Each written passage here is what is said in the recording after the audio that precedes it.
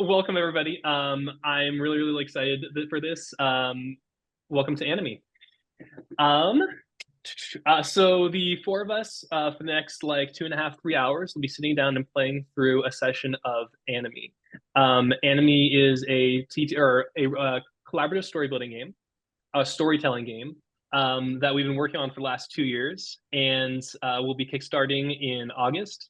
And we are really excited to kind of like bring it to the world in this kind of format to show people what the game is about and how it actually plays. My name's Justin. I am the writer of ANOMIE and one of the co-founders of essentially, I guess, our TTRPG here.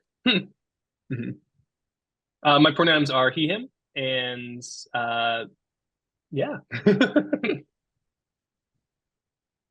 Hello, my name is Ryan. I use he, him pronouns, and I am the co-founder of ANOMIE. I'm a little bit more on like the product and marketing side.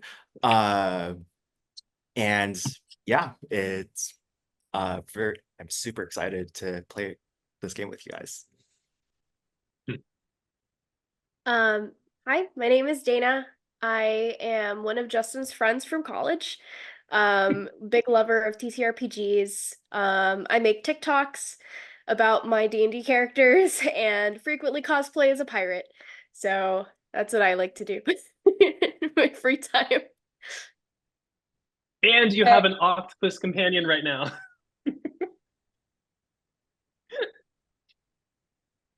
All right. Hey, everyone. My name is Regan. I use she, they pronouns.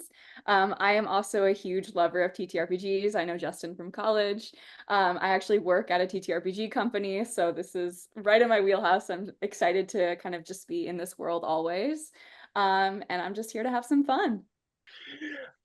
So yeah, let's jump into it. And to really kind of start us off, I'm actually going to read several excerpts from early in the manual to kind of give you an idea of what exactly we'll be doing throughout the course of this game and what the driving what the purpose or driving I guess what our drive is. There we go. Let's say that. What our drive is going forwards. ANOMIE, a state of futility and isolation that is brought about when norms and values erode.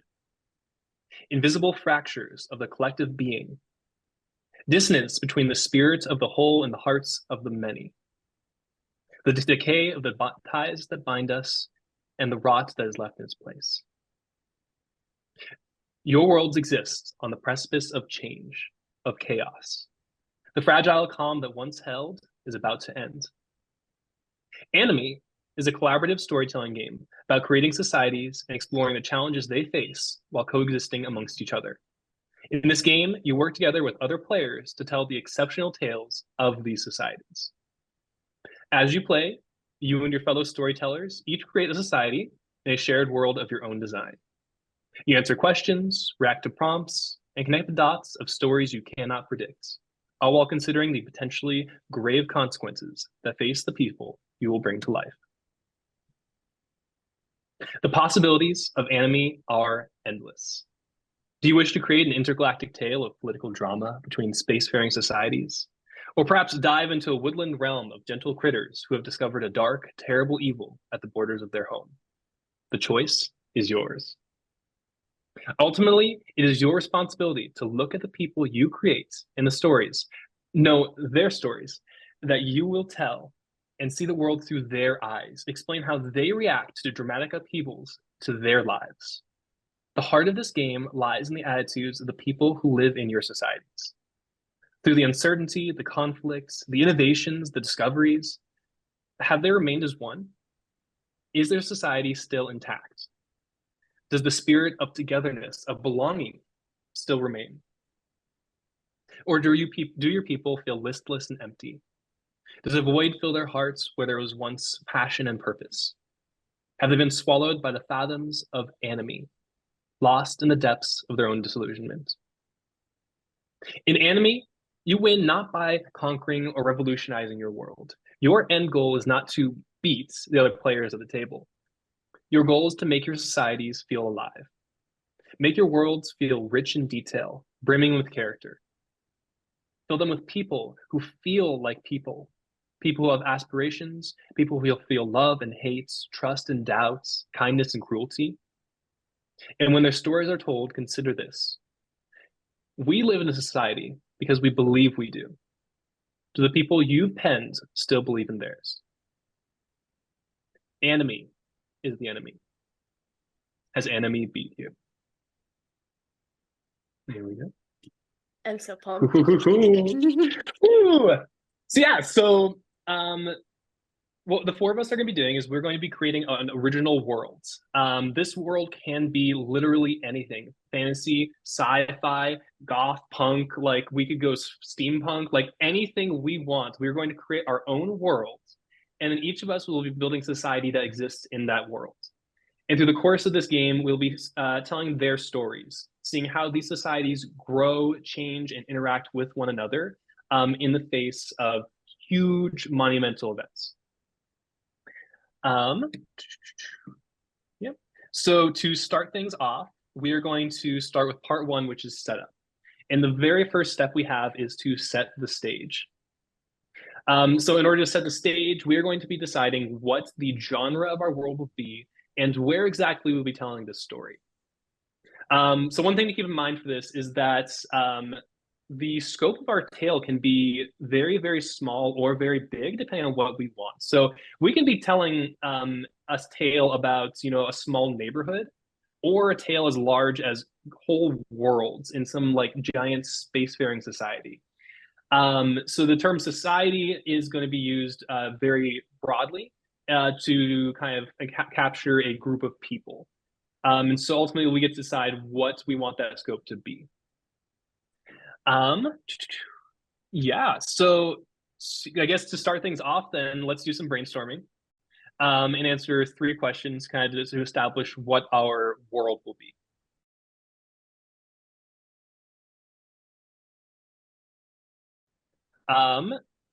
Question number 1. What do we want the genre of our world to be? And thinking broadly, it's going to be a lot of different things. And just to also give you and everybody else kind of an idea of different like games that Ryan and I have played in the past. We've sat down with people and we've told stories about full-on towns that lived on the back of colossi, or on the backs and within of colossi, trying to kind of live off of these giant titans who wander this devastated wasteland. I've played in a game that was very Mad Max inspired, where all these people kind of lived in this post-apocalyptic world divided by this giant mountain. And there were these giant mechanical beasts that were everywhere that they hailed as these giant like gods. I've played in, let's see, oh my goodness, a game where we were very fantasy inspired. And we had this, similarly, a mountain range that divided these two peoples, the genies of the deserts and the kind of like fey creatures of the forest, and how these two societies eventually interacted with one another after these centuries of kind of division. And so there's a lot of different things we can do here. But to kind of start us off, what do you guys want to do for the genre of our world? What would you like to kind of commit to? I'm always more comfortable with the fantasy side of things, but I'm always open to whatever. I like storytelling. I feel like for me, it's easier to start with what I'm not interested in playing. And I feel like I'm less inclined towards like realistic or like urbanism or anything like that. So yeah, I feel that maybe more in a more fantastical realm. So are we thinking more King Arthurian, like Arthurian like fantasy? So a little bit like grittier, low tech, or are we talking like SAO, like high fantasy, high tech, and like very, very powerful beings at play? Like what on that like scale, what are we thinking? I think it might be fun. Oh, go ahead. No. You. I think it might be fun to do a mix of magic and technology, like maybe a society where magic is not as developed, and so people have had to compensate with technology, maybe, but they both coexist, maybe. Mm-hmm. Are we Are we? thinking something along like lines of like Arcane, maybe? I Yeah. guess so. Like, Mhm. but Mhm. to put in D&D terms, cantrips are normal and people are Mhm. used to seeing them, but for the most part, the average person will be working with technology or magically enhanced Mhm. technology. Yeah, I agree. I like the idea of there being kind of more high-tech elements that you can get into, and you can like be Mhm. heavily specialized in magic or heavily specialized in technology. And while the tech is a little more common, like magic, whether by virtue of it being like locked by blood or a very specific like skill that you have to do a Mhm. lot of research into, it's a little more inaccessible. Yeah, I kind of like that, and the people kind of engage in a mix of both of it. I like that. What would you say the like source of the magic is? Are we talking like nature spirit type of thing, or more like holy magic type of thing? Uh, yeah, like Mhm. are we talking I am paladins or always, druids? Yeah. my first inclination is from kind of like a divine right of kings, sort of top down. But I also like the idea of kind of a more a secondary subset of kind of a nature oriented, more homegrown style as well. Would it be possible? I feel like it might be interesting for one source of magic being a well-known source of magic, and then possibly other sources of Mhm. magic that are either ostracized or less well known. Like, for example, maybe um, some people are kind of sorcerers. They have magic by blood, Mhm. but they're very uncommon, and that's maybe seen as um less legitimate, or because Mhm. it's not given to you by the gods or something. No, So I maybe really like that. I having really like multiple. we have the idea of like this forbidden magics, right? Yeah, Or like yeah. that's kind of the vibe. Yeah. I also like the idea that magic is kind of like all around you. You just Mhm. people Mhm. harness it in all these different ways. And the main way is kind of through that more governmental or Mhm. larger organization of like being ordained and having being given like specific Mhm. texts and specific powers. But like a kitchen witch on the edge of society can harness magic just as well as a palace mage. Right. Mhm. So maybe we Ooh. have Mhm. different sources of magic, and then there are kind of different hierarchies of how respectable they are. Mhm. I'm really liking this. I'm taking notes right now. This is really, really cool. This sets up like some major conflicts for our world, like depending on like what kind of magic to use and how you go about using them, and like whether or not like what makes certain things right and wrong. I really like this. Mhm. Are there any monsters at play, or are we just dealing with humans or human equivalents, you know? Um, yeah.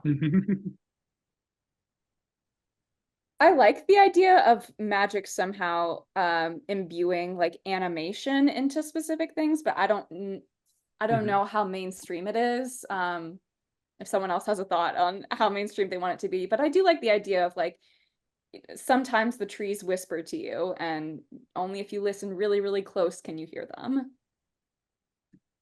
Yeah, I think maybe less magical monsters like in classic D&D, but more you have to be in tune with the magic to be able to sense it in the creatures around you. So maybe because we're dealing with a low magic sort of world, um if you have the capability to, and your magic is strong enough, you can understand the animals and hear them talk. But for your average person, it's just a squirrel, bro.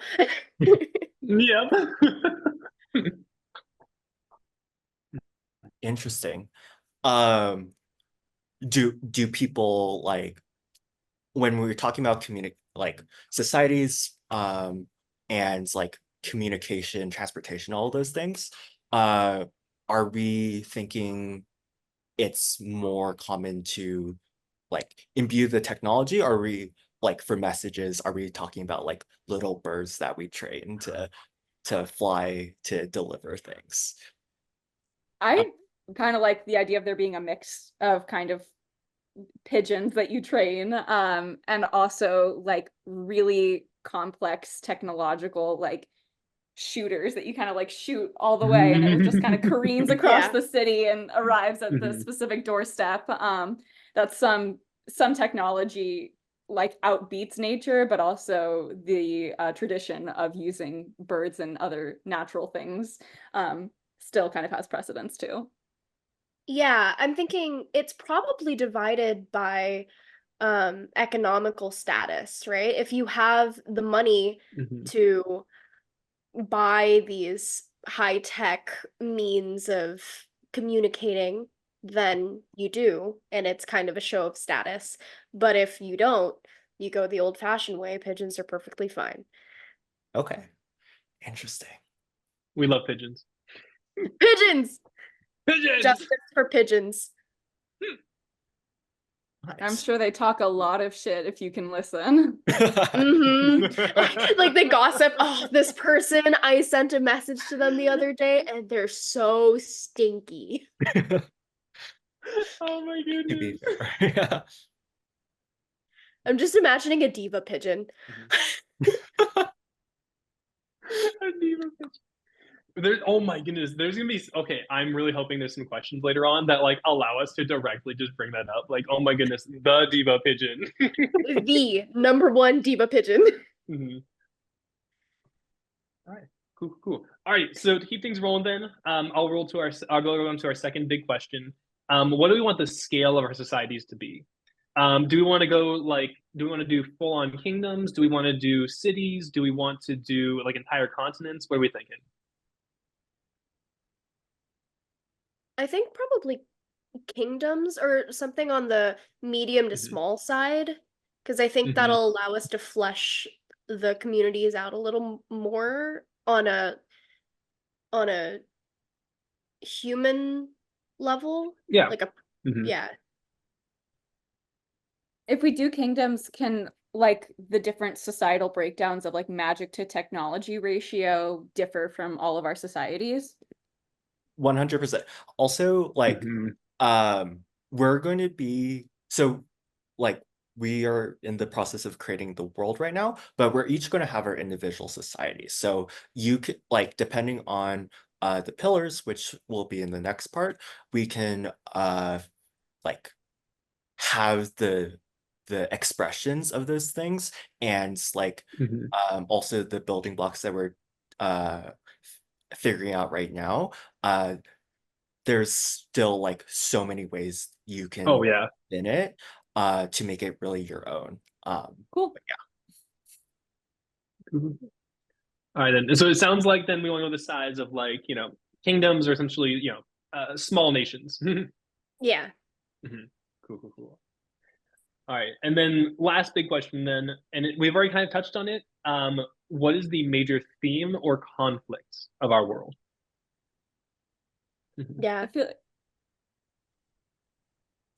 I feel like magic versus technology, but I think zooming back a little bit, like autonomy of the people in the world itself, like who is given the right to own certain things, who is given the privilege of knowledge, I think is kind of like the larger button issue that kind of separates into magic technology or the different nation state conflicts.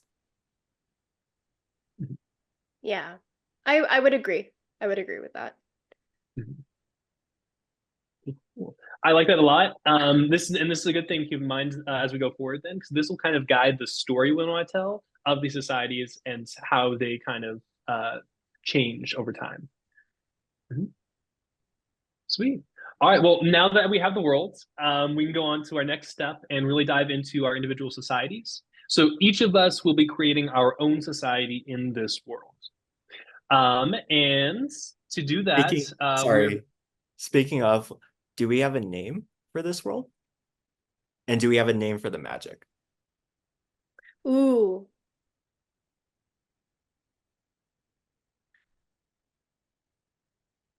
I feel like I like the word ether for magic. Okay. I don't know about the world name though. We can you can obviously come up with your own, or we can just put it into a fantasy generator. I kind of like a twist on like a word that might be a button at play. So something like harmony or freedom, but kind of in a twisted name meaning. That's kind of, we'll be playing in that world of freedom words.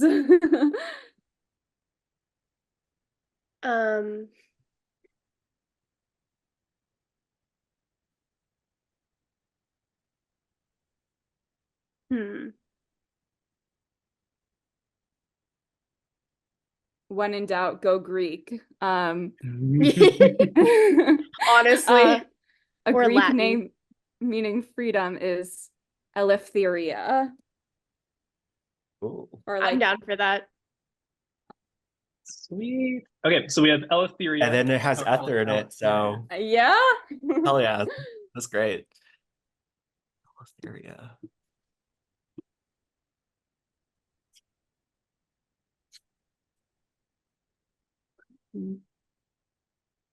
Sweet. All right. Well then, in the world of Eleftheria, let's now create our societies.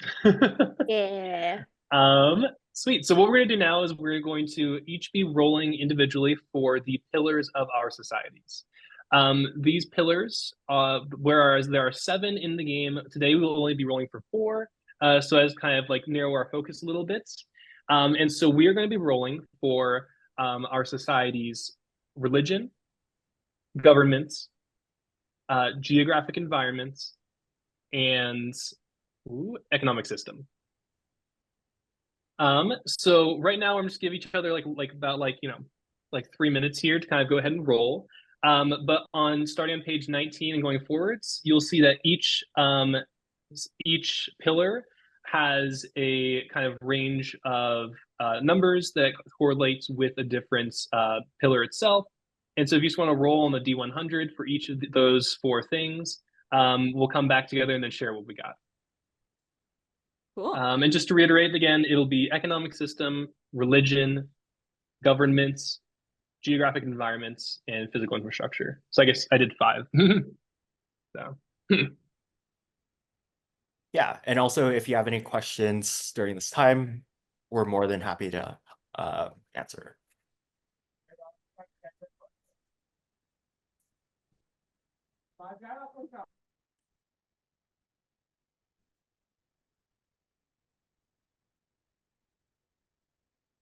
Let's go.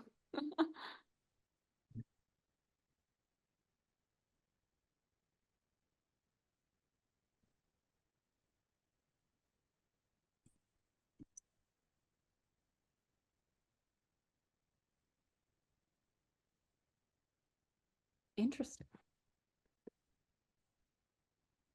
What if the things that we're rolling seem antithetical to each other?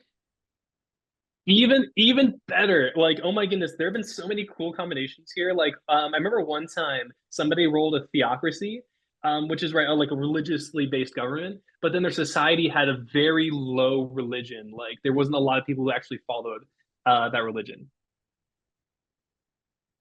Because I just rolled a highly religious communism, which communism is usually highly secular. Oh my gosh! Yo! Oh boy!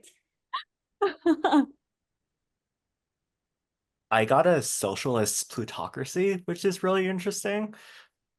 So that's like a little bit hypothetical. How do I do democracy and communism at the same time? Was it communism? What was the second one? Democracy? Oh, so I guess with democracy, like it's more so like the elected system, like who's governing, Okay. and then communism will be like how the economics work, right? So more so people have control over trade and industry, and it's very communal in that sense. But the people who are running the system, you know, they're elected. Almost like I think the Giver is a great example of that, where it's a very communist society that Jonas lives in, but the leaders are all elected. And like there are those very big positions like the receiver who is decided by this like council of people who are all elected. Cool. Mm-hmm. Thank you for the clarification. Mm-hmm. Did you wait? You also got democracy? Yeah. What is happening? Are you on rolladie.net? No, I'm rolling physical dice. Oh my God. This is so weird. Maybe Yeah. our societies were sister societies and then they split off at some point.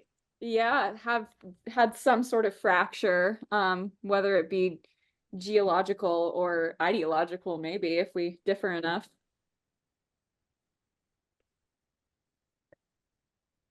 I'm really curious to see what you two end up rolling for geographic environment. I'm almost there.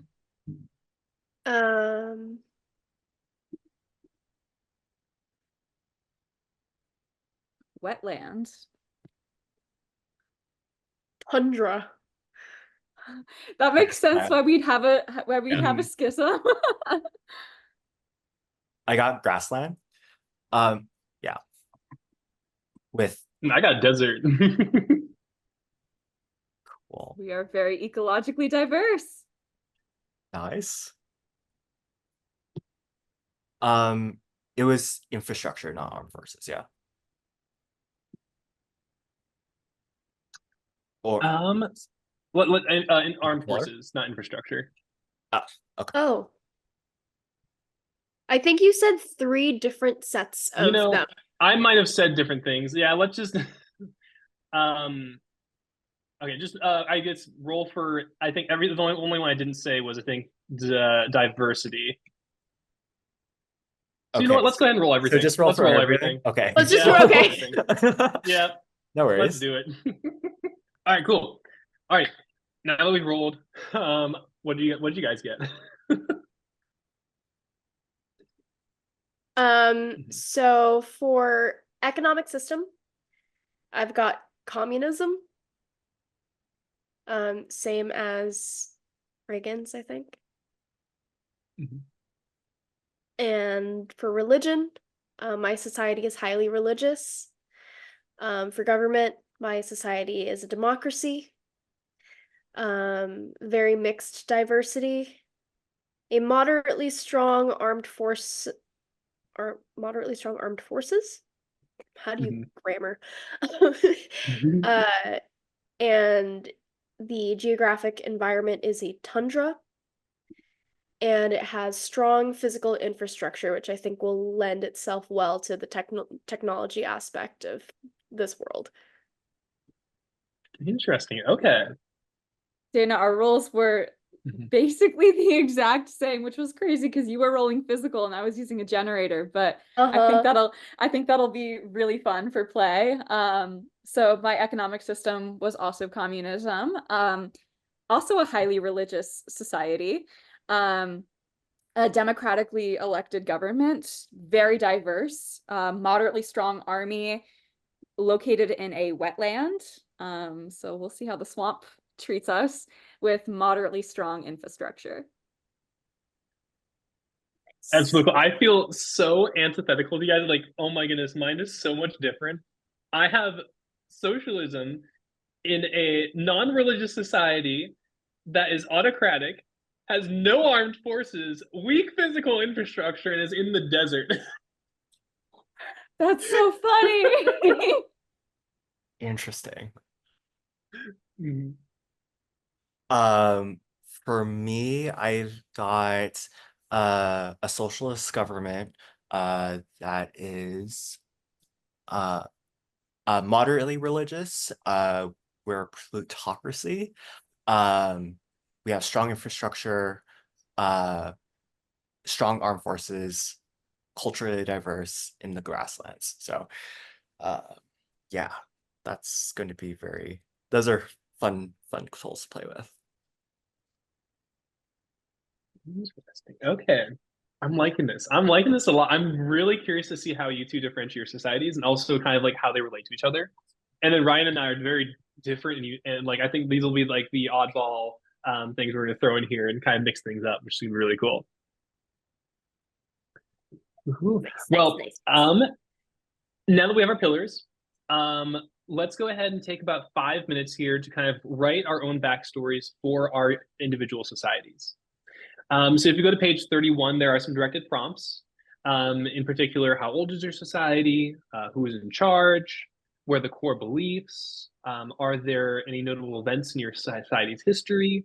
And most importantly, what is your society's name?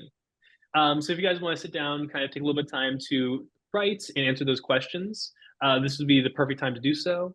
And keep in mind that our next step will be to a roll for relationships. So after this, we'll be rolling for the relationships between our societies and to see how their histories are connected. So don't feel don't feel like you have to do too much to integrate your society with everyone else's quite yet. This is very broad thinking at the moment, and we'll start to fill in more of the spots as we go along.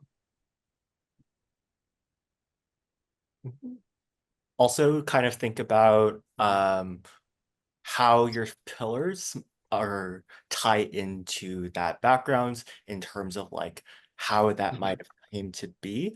No, not as much of how it came to be, but like how it currently presents itself. Cool. Welcome back. I can kind of get us kicked off here. So the big things that I had to reconcile with was the fact that I had no armed forces, a weak physical infrastructure, and was non-religious. So I was lacking a lot of like those kind of like common bonds that tie people together. And so I was like, okay, what can I do with this, especially with them being located in the desert? And so I decided to make this nomadic group of people. And so the reason they have weak physical infrastructure is because they're constantly on the move. My society is called the Sand Striders. They are a matriarchal society, currently led by their leader, Terra Terrator. And Terra takes these group of nomads out into this vast desert called the Wailing Sands. And they go on these long voyages and then come back to kind of like the border of the deserts because they're trying to, over these many, many years, find Oasis, which is long believed to be a well of ether located far out in the desert itself, of the Wailing Sands. And they've been thus far unsuccessful. But there is this strong inclination to keep going back out there, keep sending these voyages out, and keep trying to like find this well somewhere in the Wailing Sands. So that's kind of like the Sand Striders as a whole, a very nomadic group of people who kind of go in and out of the desert as need be. They are also socialist, and so while they're out in the desert, they kind of adapt more of those communistic like principles of like kind of sharing amongst each other. But when they get back to the borders of society, they have to indulge in more capitalistic society or more capitalistic trade in order to get the like technology and the magic needed in order to go on these adventures. So, yeah. I'm gonna popcorn over to Reagan. All right. So my society is a swamp called the Marae. It is very strong in ether and in magic. Historically, it's a pretty young society. It's very nomadic. They're constantly having to move due to an event that happens every year called the deluge, where it like completely floods the entire swampland. So they're very adept at moving around everywhere. They don't really have one place in particular. They're very diverse. So take in a lot of immigrants and kind of people from different places. As long as you can hack it in the society, you're welcome there. it's a democratically elected body of figures. So there's no specific limits on it. Just if you're good to kind of rule this good being of the society, you can stay there. Run by a council called the Pluvians. Everyone kind of has a strong tie to ether in some way, but all of their worships are individual, like household gods. So as long as the only one rule is don't fuck with magic, because if you fuck with it, it'll fuck with you twice as hard. So know what you're getting into, but aside from that, worship what you want to worship. And aside from that, a notable event. People have a history on why the deluge happened in the first place. It was caused by the last queen or the last aristocrat, which is why they're very democratic and kind of communalistic on their economy. She doesn't have a name. She's just called the final queen. She attempted to kind of conquer and kind of resettle these wetlands and like pulled up a giant mangrove tree, which released this entire flood of salt water, like all the way into the swamp. And if you go there now, it's called Queen's Grave, and it's just like a constant stream of salt water coming in. I love this so much. I can already So see the cool. ancient history like building of like our world right now. Oh, this is really, really fun. Okay, that's so cool. Mhm. I can go next. So the people that live in the society of Omada tend to be tough folk since they have to deal with living in the tundra.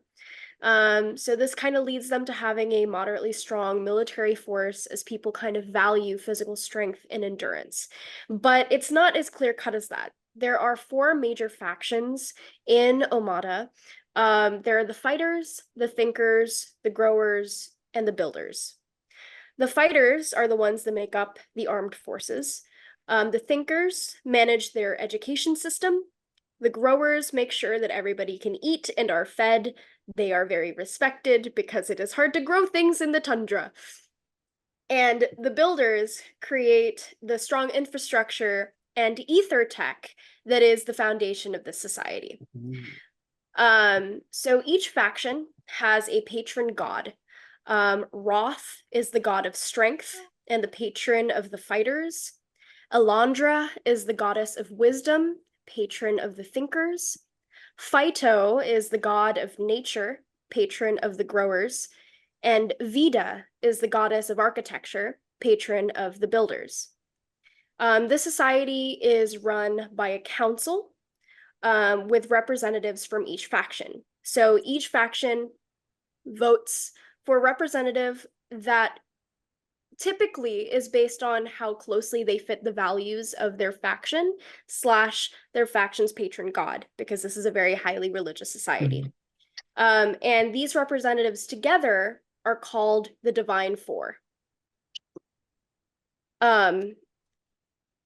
And at 16, there is a ceremony performed where children get to choose their path by declaring themselves loyal to one of the 4 factions and contribute to society. So all of the resources that are available for the society that come from each of these factions are managed by the Divine Four. And so communist society, everyone pulls their weight, everyone does their part, and the society thrives, theoretically. In this society, ether tech is more common than regular magic. So the builders and the fighters are kind of the largest groups. And depending on which faction you're in, having ether is less common or more common, less respected or more respected. There are some people in the society where they don't have access to ether. They're not magical in any way. And so they're almost pigeonholed into becoming fighters or growers, that kind of thing.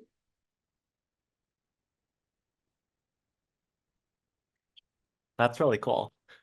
That was like very heavily inspired by Divergent, yeah? A little bit, yeah. But also, I mean, I was actually thinking about it because there are a lot of media where societies are split up by things like that. So, Oh, yeah, like yeah. I'm thinking like the Avatar: The Last Airbender, Divergent, Yeah. like that kind of, yeah. So Yeah, sorry. I'm Sorry. so super impressed. You got names for all the four Yeah, patron no. gods. Like that's really, oh my goodness. Can you go over the four gods' names again? Sorry. sure, yeah. So there's Roth, the god of strength, Alondra, the goddess of wisdom, Phyto, the god of nature, and Vida, the goddess of architecture. Um, It's also in the doc. yeah. Okay, Mhm. awesome. Cool. Um, okay, awesome. So my society's name is Vendido. And we are a slightly smaller kingdom, like in the grasslands, kind of on the outskirts of said continent. Uh, did we figure out like geographically where things are happening? Okay, but I don't think so. It sounds like we're neighbors, but like, pretty spread out. yeah, Yeah, because there are a lot of Mhm. nomads, so I feel like it's a large space. Mhm. yeah. Mhm. So kind of on like the outskirts, and there is our and we are kind of going through like a little bit of a culture or industrial revolution. So Mhm. uh our plutocracy, which is like ruled by wealthy people, just started to get instated. And so we still have some of the past or like the old structures left. So we're still moderately religious to like the nature gods.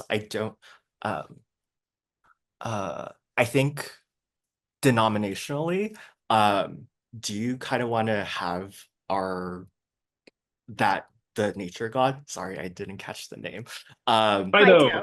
Phyto. Fido, be the same god? That would Okay. be cool. That would be a cool Mhm. connection. Mhm. Yeah. So I will write that down.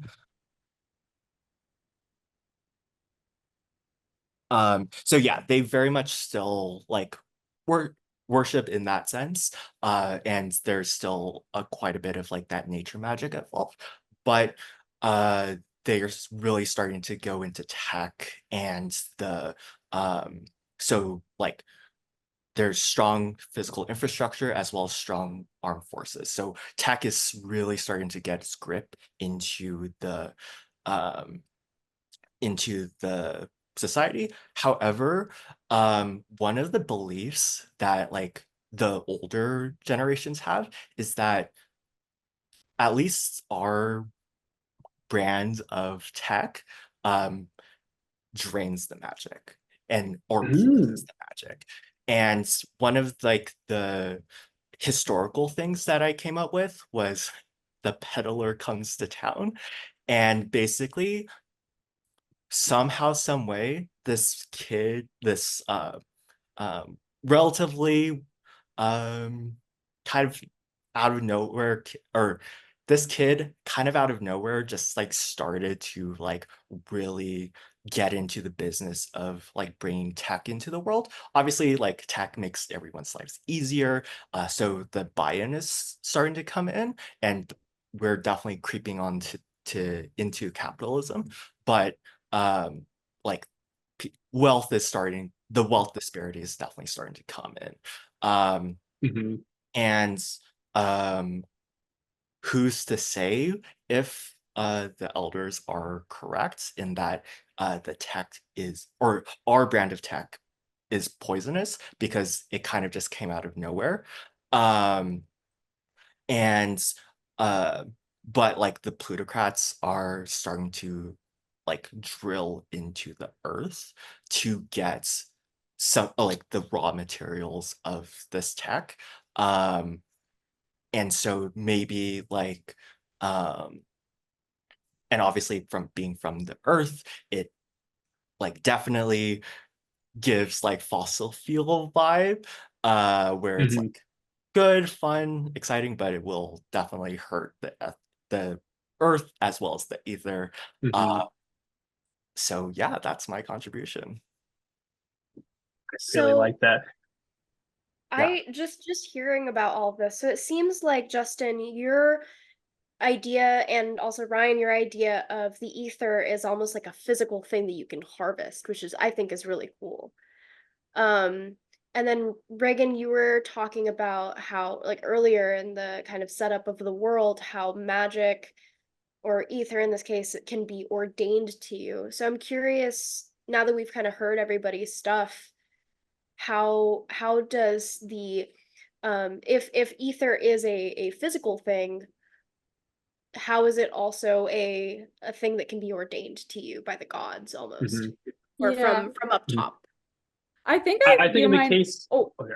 Oh, you go. You I go. was just gonna clarify, like less on ordained and more like personal practices. So kind of like having your home patron god that you pray to, and like your god is going to be different from your neighbor's god. And so like everyone's ways of practicing ether look really different from each other. So it's less like a god, it's being like, yes, you are my chosen priest, and more like, I'm going to live my life this way, and I stumbled into these specific values that kind of fit this god that, you know, I heard whispered in the trees, and that's who I'm going to kind of worship.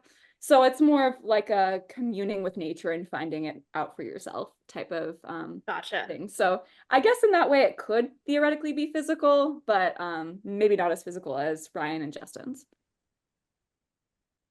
I think for the people, the Sandstriders, their motive, their like tying thing for them is the idea that there is this place out there in the deserts where we can find a connection to the ether that is like beyond anything else that like exists out there. Like there is their common goal is based on stories.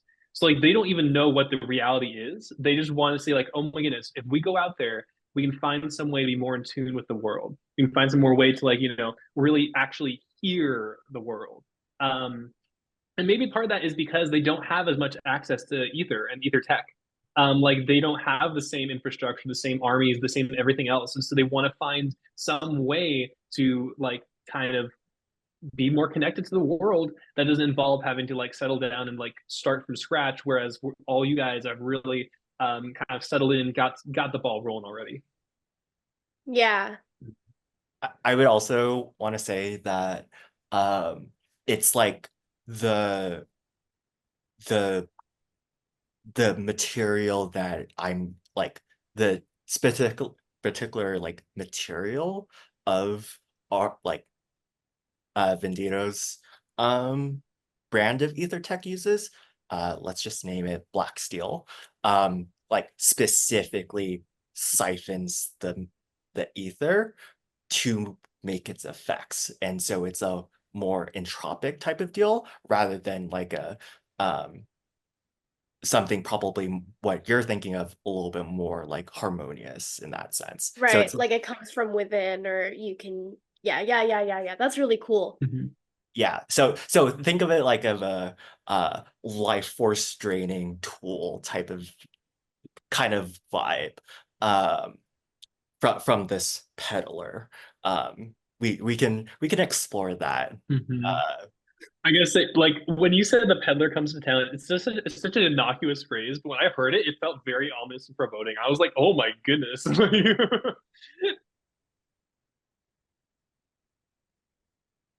What is this peddler's motive? To bring chaos into the world.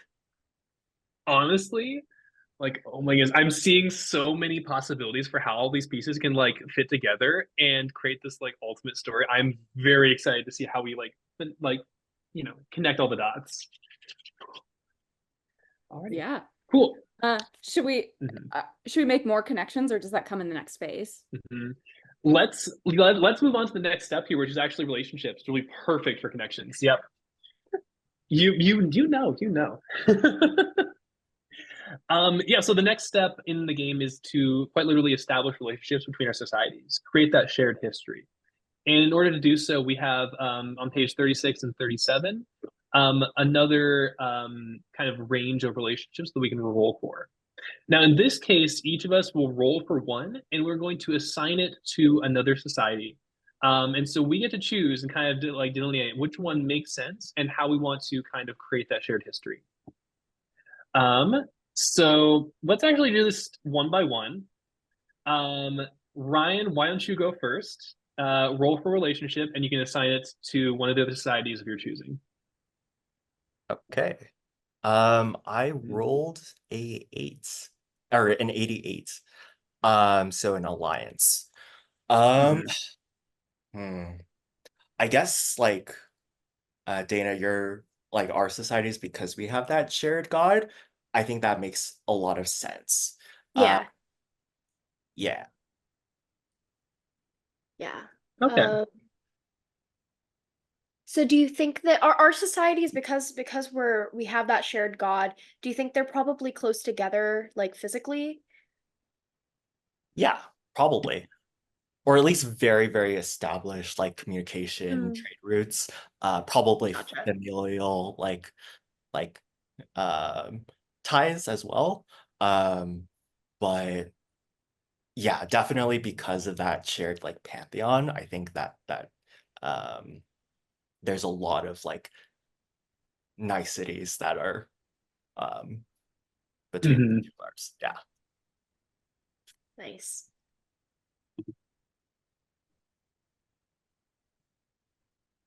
Dana, why don't you go next?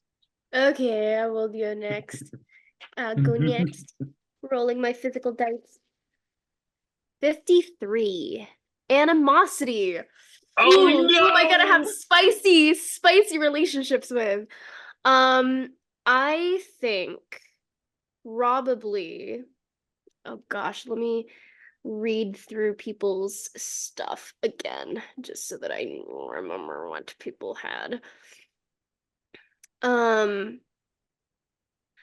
I feel like because of the kind of, I feel like it would be interesting because there are some very strong um similarities that Omada and Regan, your society, what was your society called Oh, again? the Marae.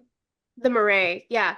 So the Marae and the Omada society are kind of clashing. Maybe the the final queen is kind of roped into the religious stories that we tell. Maybe we believe she angered the nature god, and tipped the almost balance of society. Maybe there was an event in the past where ether almost got drained. There was just not a lot of people who could perform magic anymore for a period of time, maybe after the flood started. And so we think that she's tied to this kind of misfortune as well. Yeah. Yeah, I like that kind of being an antagonistic figure that comes from like our history that we're kind of dealing with, but also kind of still sticks in the minds of the people from Omada as like a general social inclination. I also kind of like that despite our societies kind of having similar characteristics, yours is a little more like segmented and specifically like worked out into like these parceled ideals of like what type of gods you are, versus like my people are very like individualistic and like they have their own individual pantheons. So I think that ideology of like gods and kind of how do you worship and how does magic come into the world has like an ideological difference that I think is also really interesting. Yeah, I feel like it might also be interesting to think maybe we were one society before, and because of these ideological differences, we split at some point. Um, so I'll leave it up to you. Which society do you think is older? Oh, Ooh. Um, I might say just for like the lore of the final queen and being like the segmenting point, I might say like The the Marae. Marae.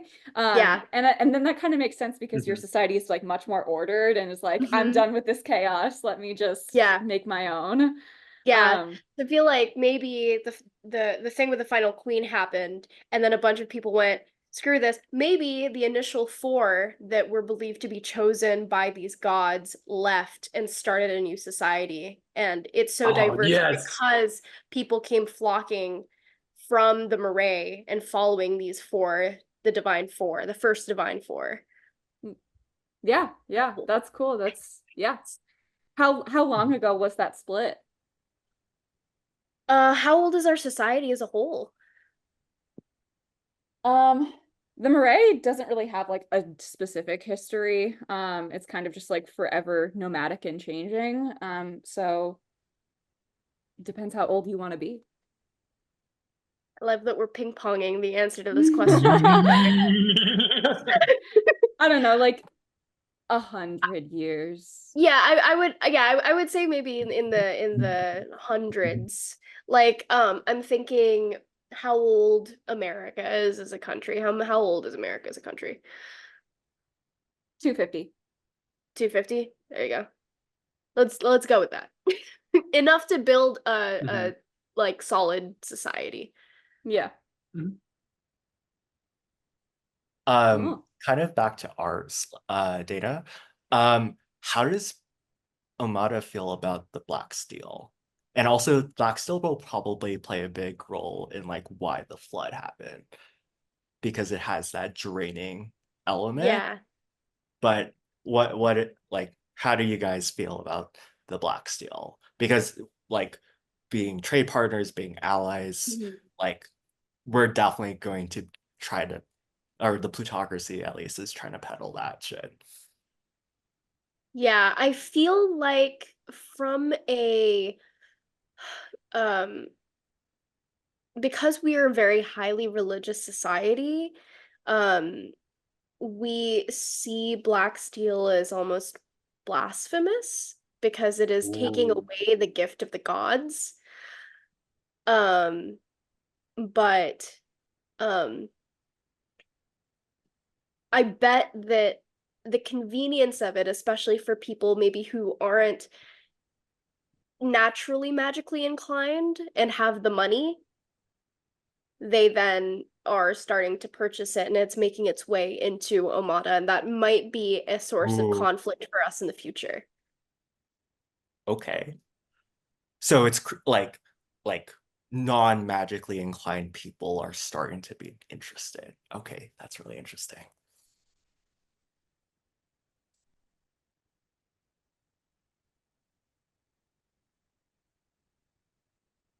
All right, should I go next?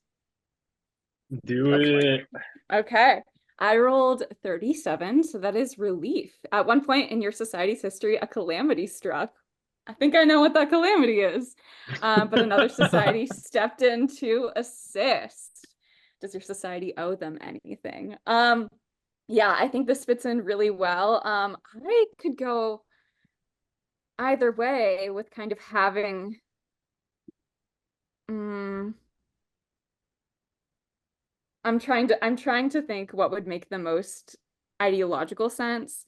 Um, because Ryan, it kind of makes sense for the Black Steel to kind of come in and have some more of like a technological assistance and like kind of like infrastructure of creating an artificial dam that doesn't kind of block all of it, but blocks a good portion of kind of this consistent Oh.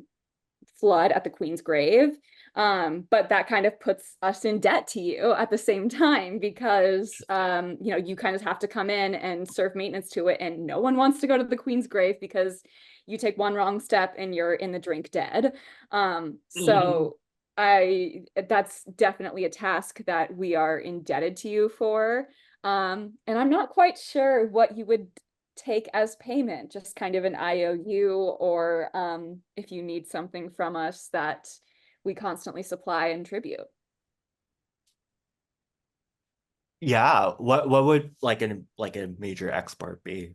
Just that because it is like a plutocracy and it's money or like Hmm. resources.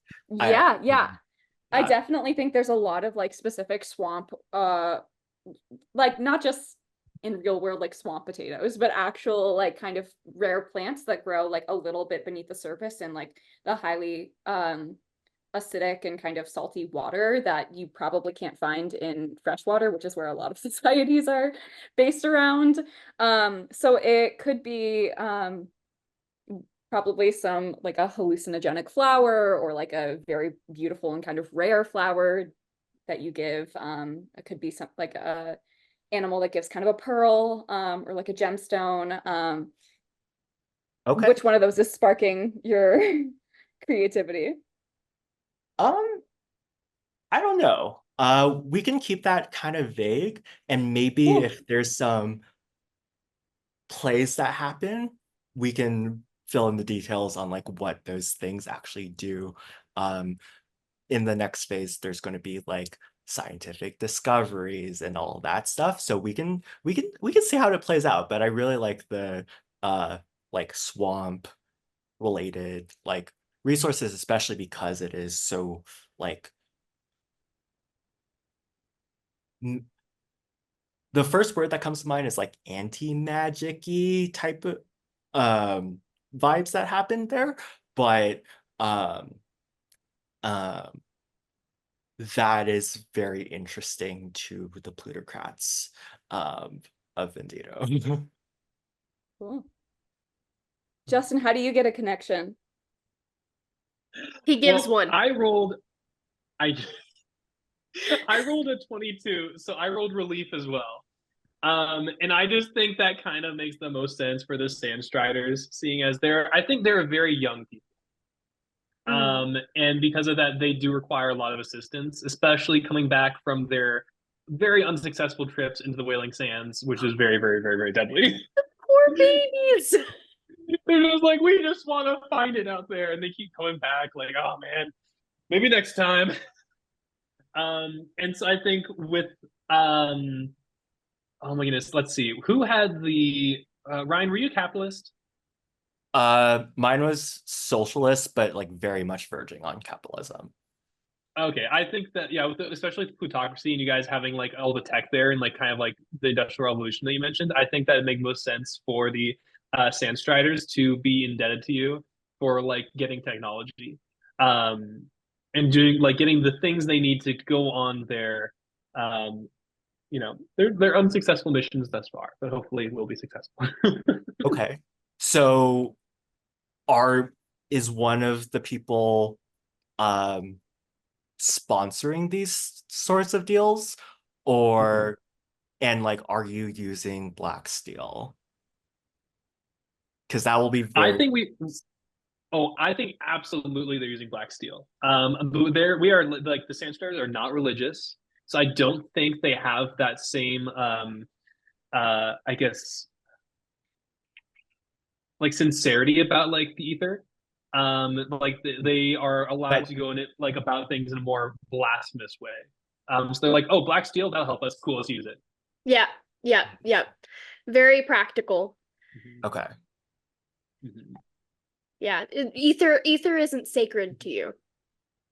Or to Unfortunately, oh, I want it to be. I want it to be. No, but they can just No, use wait. it so liberally. It doesn't matter. They'll take it any way Mhm. they can get. That's so cool. Especially with it being the desert, maybe they need like the black steel, especially to kind of like siphon in it and like not siphon, but like hone their ability to use the magic of the world. Ooh. Because there's less going on. The desert's it's the whaling sands, and so like they're kind of drowned out from the rest of the world. And they can't really focus in on things. Wait. I have Mhm. a slight solution. Um, Okay. what if it's like the desert specifically is very like highly almost like mutation level like amounts of magic, and so black steel is a necessity on the bottoms Mm. to of the whatever you use to kind of like make sure you don't like mutate into whatever. And so like the ability to like traverse is like necessitated, and without the black steel like actively siphoning, it's like, and so like you can still be like, I like this is like your pursuit of like the oasis, and like getting connected to there is like very much a thing. And also like black steel is not scientifically proven to siphon. It's like it's Ooh. like not that's a spoiler. That's definitely a spoiler. Uh Black steel is not, or like people don't know that black steel siphons. It's like very much a like, oh, this is a nice little material that's like relatively abundant in the grasslands for whatever reason. Or maybe the swamp even. And so like we're using like Vendito is very much using it very liberally. And like the reason why like our more religious folks are uh, like okay with it is because, or no, like the more general populace is like okay with it is because like people don't know that it's uh siphoning, but like the elders who are more connected to the gods are like, this shit is this shit is so yeah, like does that sound good? Oh, And like, absolutely, 110%, yes. yeah. So yeah, like why are you pursuing the Oasis? I think that I'm going to lean into the patriarchy part, and not patriarchy. Sorry, my bad. The Matriarchy. monarchy part. There we are. I have a matriarchy, but the monarchy. That's where I was looking for. And I think that there's this like very like there's this line of people who've been pushing for this thing. They want to find it, and because of that, there are people that are indebted to them, and they have to go out there and do it and like work with them. Where Yeah. where did the initial story of the Oasis, the Ether Oasis, come from? Because I feel like there could be a potential tie-in with the history of the final queen or one of the gods. Because I feel like stories don't come out of nowhere, and a lot of stories change over time as people travel and live in different places. Yeah, I like the Maybe. idea. Oh, I was just Oh, going go to for it, say go for that it. because the final queen is kind of this like flood of water, and kind of having an oasis in the middle of a desert definitely feels like, I don't know, maybe do you like could view the final queen as kind of like more in a very positive light, like she's going to bring water and she's going to bring this like abundance to us, whereas we like hate her. So that could be a fun spur of the moment conflict, where you more like she's a heroic figure in your mythology. Ooh. Because I feel like the I final love queen is that. almost mythological, like a mythological figure instead of a literal figure. Like maybe people don't. I mean, she's literally just the final queen, and nobody knows her name or her actual history. She's just known for this thing. So I feel like maybe there's a story here where the final queen, after maybe getting kicked out of the society for what she's done and starting this flood, maybe traversed the desert, and her final resting place is where this oasis is supposed to be. Ooh.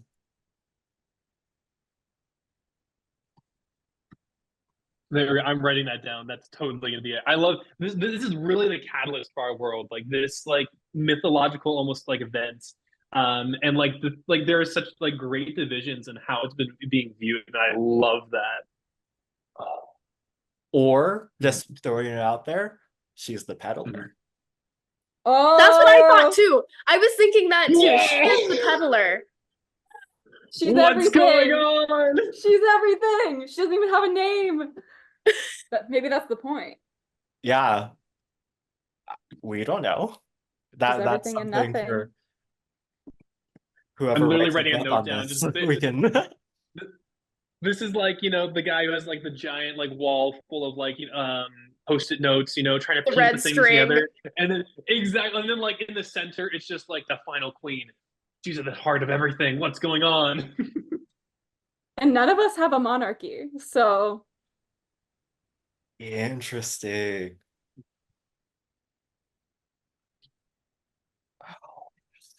I feel like All right. there was probably a dark period when the final queen supposedly existed, where we just don't have any information about it.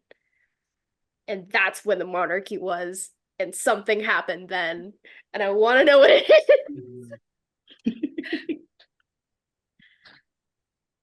Yeah. Well, 110%, this is like the perfect place for us to now jump into the next phase of the game, which is the gameplay phase. And time-wise, we're doing really good because we have put the puzzle pieces down. We have created kind of like the border of this. Now we got to put everything together and see how it all plays out. And I'm very, very excited to do so. Cool. So yeah, let's do it. Part 2, gameplay. Alrighty, let's do it. Part 2, gameplay. So now is the time we get to tell the story of the societies. So gameplay is going to be divided into rounds. So we're going to be doing 3 rounds of gameplay. And each of these rounds will be likened to the act of a story. So, we got the rising tension, we got the climax, and then we got like the falling climax, right? And so what we'll be doing over this kind of this period is kind of telling the story, seeing where it goes and where we end up next. In order to do that, each round is going to be composed of 3 different steps. So we'll be asking a discovery question, which is kind of a question to give us more information about each of our societies. We'll all be answering the same discovery question, just kind of to have more info to work with. Then each of us will roll an individual game changer. And these game changers are the monumental events. They are things like natural disasters, finding our new architectural feats, civil war, that kind of stuff. And what'll happen is we'll each roll for those and then work together to kind of piece them together into the overarching story. So let's start off with, then the final step is to reflect on that stage before moving on to the next one.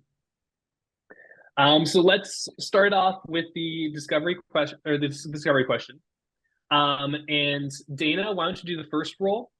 So you can roll the D100 and then we'll all respond to this. All right, with my green naturey die. 77. So that is Ooh.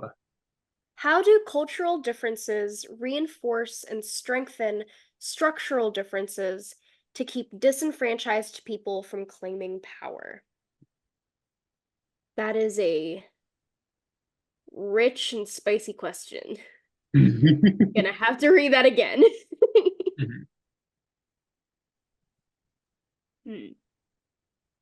I think mine's pretty straightforward for that one. I think that the monarchies keeps people in line.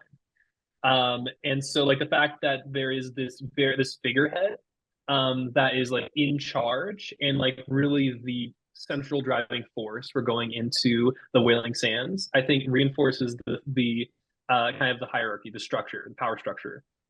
There's so much belief in this individual that people aren't going to rise up and take power from her, because without her, there are no adventures, there are no quests, there is no going into the Wailing Desert.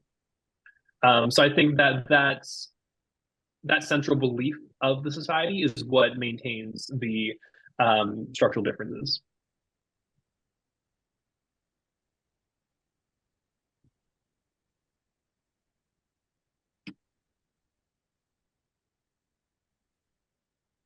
I think our biggest cultural difference is between outsiders and people who've been immersed in the Marais for their whole lives.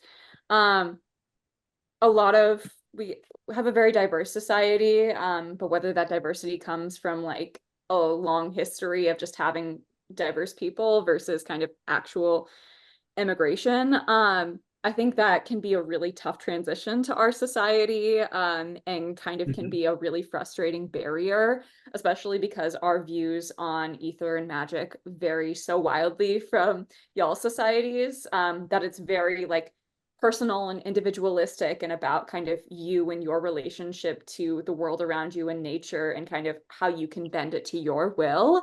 And I think that amount of freedom can be actually a limitation if you're used to a lot more structure. freedom is Mhm. scary. And I think that kind of can lead to some friction and animosity between newcomers or between outsiders and well-versed people in the Marae. Yeah, speaking of structure being a big kind of factor, the Omada have a very structured society. And that is because they needed to kind of find a place for everybody. They tried to find a place for everybody. And then it's so linked to the religion. Mhm. So I guess the biggest place where you would butt heads with kind of the structure of the society is when you don't feel like you have a place or you don't fit into one of these four um factions. And so I guess in that sense, um either people leave and join the Mhm. Sandstriders, or you, I mean, because it's a society that believes in everybody does their part so that everybody succeeds. If you decide to leave, or if you decide that you don't, there's kind of, I don't know where I fit in, I don't know what to do. There's this pressure of, well, you have to contribute to the society somehow, so pick something. Mhm. Mhm.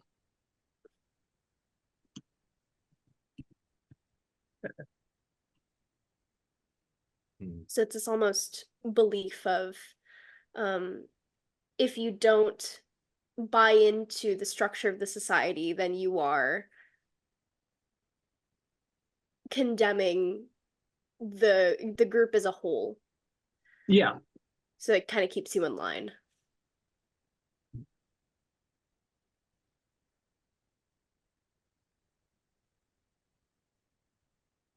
Interesting.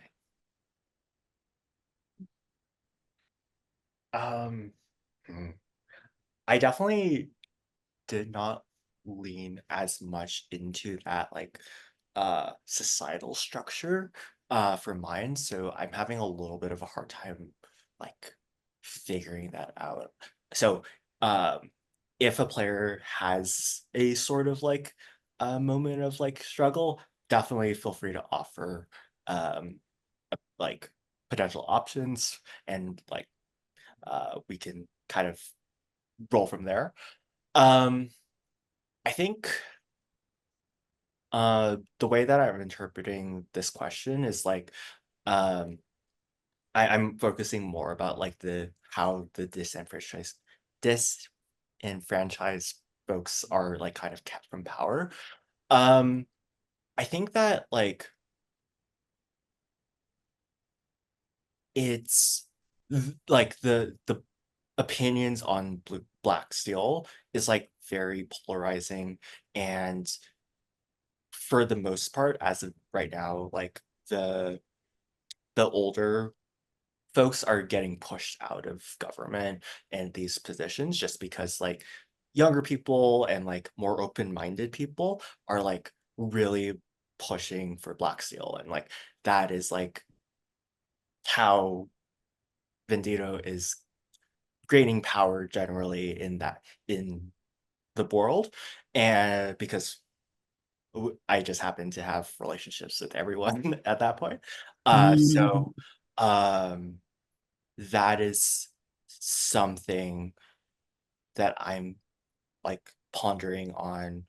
Um, does that answer the question enough? Or Oh, I absolutely think so. Yeah, like the fact that the opinions on Black Steel are what people keep people in control and actually like bring people to power is very good. Yeah. okay, Yeah, and it definitely shows how like the fact that the older generation does not believe in Black Steel and they're losing power Yeah. feeds into like that cultural difference. Yeah. okay, awesome. Mhm. Especially if the people who do believe in Black Steel are getting rich and getting rich quick. Yep. Yep. So that And it's Mhm. a economic plutocracy. disparity, Yeah, yeah, is pretty big. Yeah. cool. Okay. Um, Ryan, can you start us off with the game changer? Roll, tell us what you get, and Okay, then we'll go through and everyone can roll and then we'll piece them together. 27.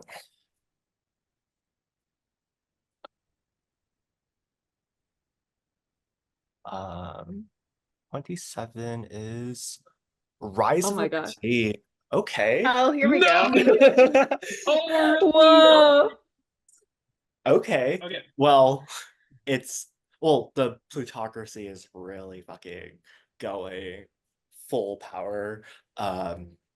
It's starting to be like sort of coming into like an oligarchy situation because like the couple of people who originally like got this black steel somehow some way um is like really uh rising to power very quickly, getting rich, getting a lot of like political buy-in as well, kind of just like Mhm. really amping up um the use. And also I think I mentioned in my background, like they're starting to drill in the grasslands, so that's really picking up. Oh man, that makes so much sense though. This is a great catalyst for the very beginning. Like, oh my goodness, the black steel is like this is very becoming very prominent now. Like, it's definitely having an impact on all of our societies. Um, Reagan, you want to roll next? Yeah, I roll a Mhm. game changer or a question. Game changer. Game changer. Okie dokie, will do.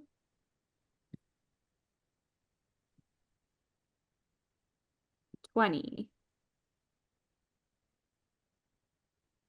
Ooh. Industrialization. Okay, the development of new industries has swept your society. What has spurred this change?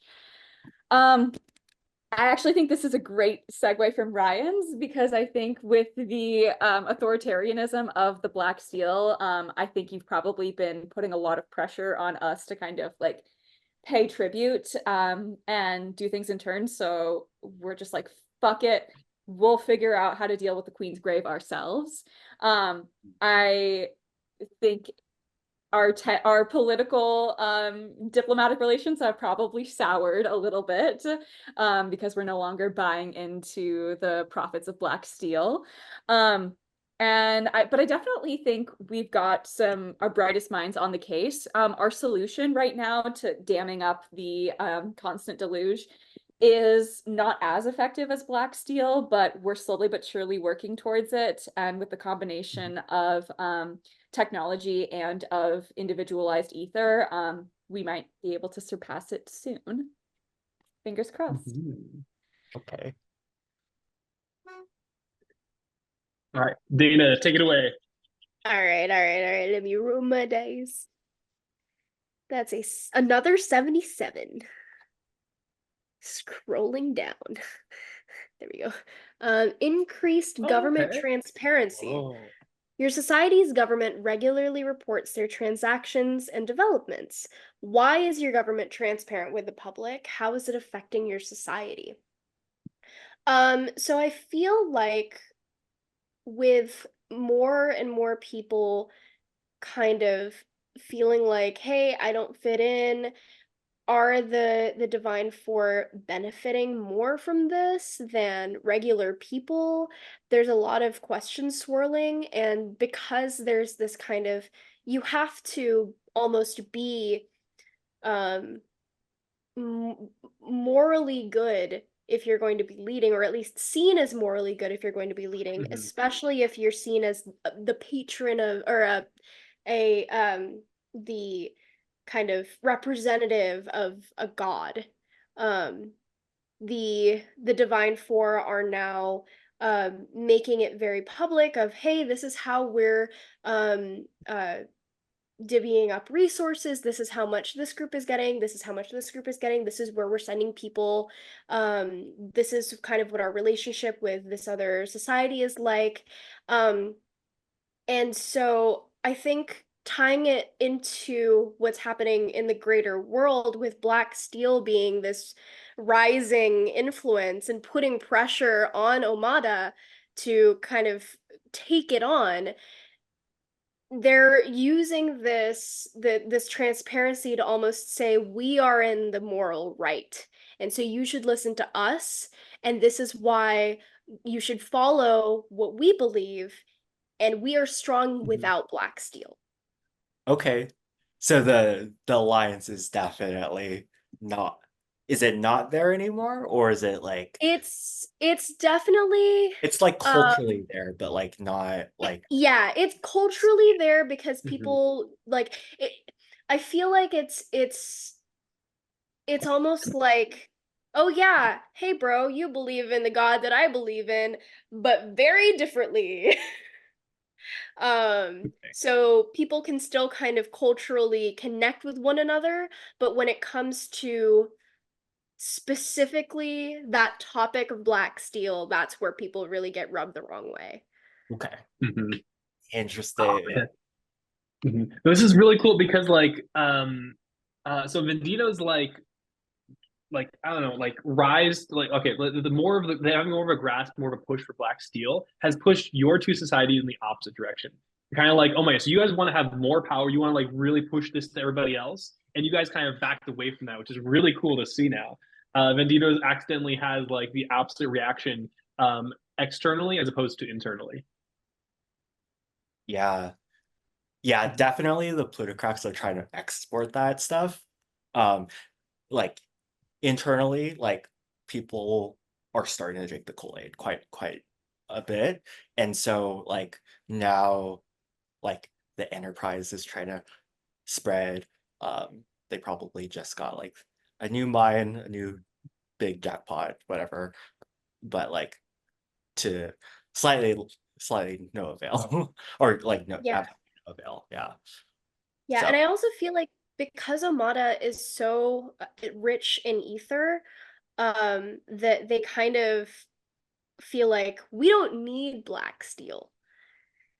And so there's this kind of uh possibly a feeling of superiority okay. um towards Vendito or the people of Vendito that like, hey, yeah, we don't need that shit.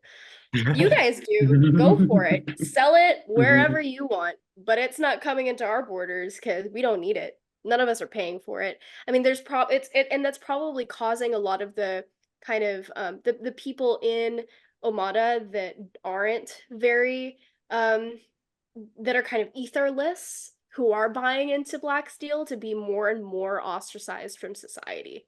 Ooh, okay. Okay. Is All right, there like Justin. sorry, one more thing. Hmm? Because you guys are so vehemently like not like or like at least the government at least is there black markets of black steel in your guys'? Probably. There are probably, you know what, there are probably people who claim on the outside to be like, oh yeah, no, we're believers in our gods, in our traditions, and we like that's blasphemous. We don't touch that shit. And then in the background they're like maybe people are even pretending that they have ether by utilizing black steel in Ooh. secret to Oh, gain more kind of power in this society okay. because having ether is so respected. Yeah. Okay.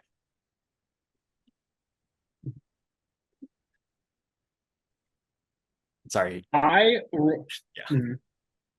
I ended up rolling 65, which is expanded right to vote. Okay. So more people in your society have the right to vote. Why was a group of people in your society previously unable to vote? And how will your society change now that more people are involved in the decision-making process? Interesting. No, you just answered that driving or discovery question. So Yeah, which oh man, it's like yeah, so like that central belief is the thing that unites the people, right? And I think that the fact that we haven't found anything for so long is really starting to get into like people's heads. Like, is this cause even worth it? And I think this is where the tidings of change start. Like maybe they give up on this like belief. I feel like this is a push towards literally the concept of ANOMIE. Like there is a discrepancy between what the monarchs want, the direction of the society, which is defines the Oasis, and now the people being like, hey, maybe we don't want this anymore. Maybe we want to choose what we get to do. We get to decide as a group instead of these people in charge. So I think that there is tidings of change right now, and more people are becoming able to vote. I think that they're still going out into the whaling deserts, but there is the possibility that that central force could be lost or confused. And I think a big push behind that was seeing how radically all y'all have interacted in regards to Black Steel. Mhm. Oh, Yeah. That's so cool. Hell Mhm. yeah. Do you think people from the Sandstriders are starting to emigrate into other societies because they're so Mhm. sick of the kind of false narrative, or what they believe to be a false narrative from the monarchy? Mhm. I think we haven't reached that point quite yet. I Okay. think that there's still a sense of community. So if people still believe in the whole and they don't want to leave yet, they want to change before they have to like fully just escape the situation entirely. Gotcha. interesting. Right, Mhm. right, right. But I think that the viewing what's happening in the other places is a little bit alluring right now. Yeah. Also, like probably culturally, like the people in the Sandstriders are like more adventurous, and like sitting in one spot doesn't Mhm. feel like super appealing. Yeah. Yeah. Yeah. Mhm.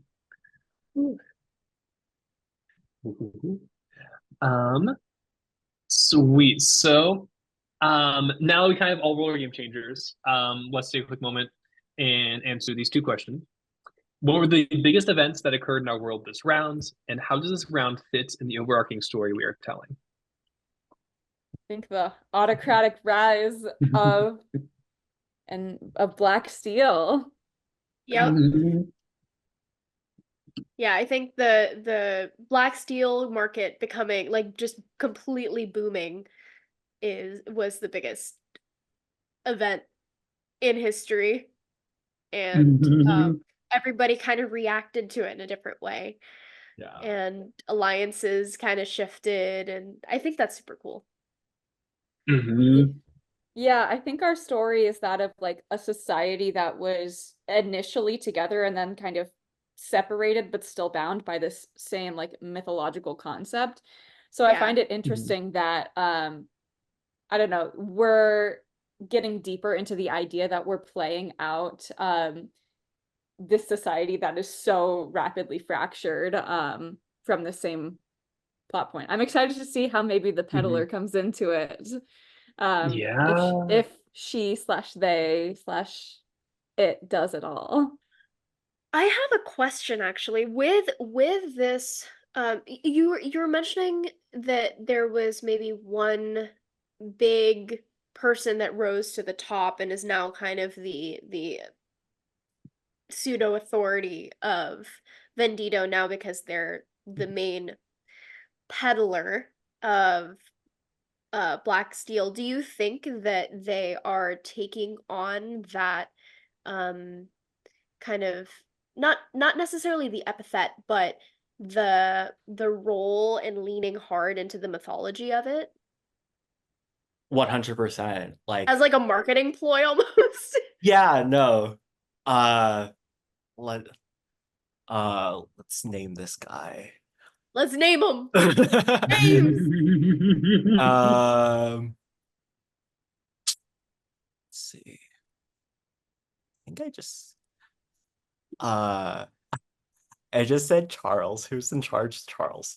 Charles. Charles. Charles. Charles. Love Gold. Charlie. Yeah. Yeah, the Charles was probably, or Charlie the peddler was probably like the person who started like actually making it like making all these like inventions around Black Steel somehow some way. um don't know quite what his background was. I don't, but it might be like secret whisperings because we're still very much in a mythologic um world. So like Mhm. things that come to mind are like deal with the devil type of vibes Mm. that are like kind of whispering Mhm. the secrets to all this like gluttony, I guess, Mhm. before it saps everything. Yeah. I like that. That's cool.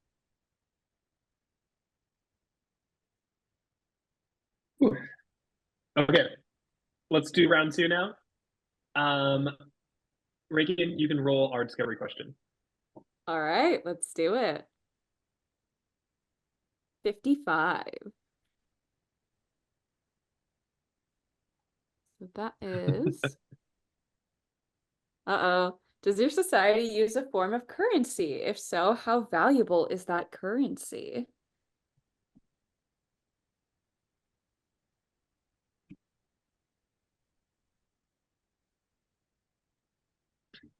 I can tell you now, I think in my society, our currency is going to be whatever the one we are going to is. So I think we're going to be based on like somebody else's society because we have to buy from them. So I don't Mm. think we have our own society. We don't have our own form of currency. Maybe we have some kind of bond or something that like can be as a stand-in or a place, but we don't actually have our own currency. Mhm. I'm just imagining people with a whole bunch of like random different kinds of things that they have in their pouches. They go to a different society and they're like, all right, which one is this one again? Okay, do I have any of that? Do you take Literally account? though. You need to have a foreign currency exchange pop up. That's your next business. There we go. Yeah, so similarly, I think that Omada doesn't have a currency because their currency, because they're a communist society, everybody contributes, and so their currency is work. So if you Mhm. want to do trade, it's almost like trading in favors instead of trading in Mhm. materials. Yeah. Very similar economically. A lot of my society of the Marae is based off of like bartering. So sort of, you've got 2 wood and I've got a delicious meal. Let's come together. Mhm. But aside from that, when it came to external trade, obviously we needed to trade something. When it comes to larger societies, specifically with Bandito, when we were trading in black steel. And so for that, I think we have kind of like a algae scummers who kind of, if you if you kind of like tend to them correctly, they produce kind of like minerals and like gemstones. I'm thinking of kind of like a pearl-like gemstone, but it's kind of like diamond shaped and green, obviously, for the swamp. And so when it comes to it, it doesn't really have a lot of value aside from like medicinal purposes inside of the Marae, but outside of it, since it's a landlocked resource, it's pretty well used. I'm not entirely sure what the use is for, but maybe each society has a different specific use for the algae scummers. Mhm. Interesting.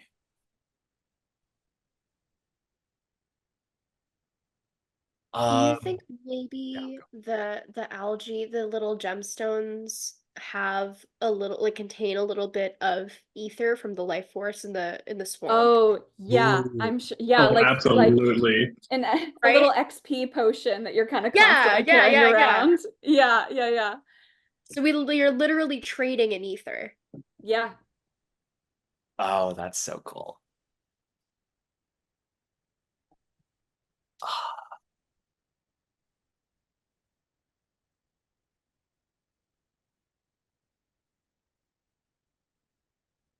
Um,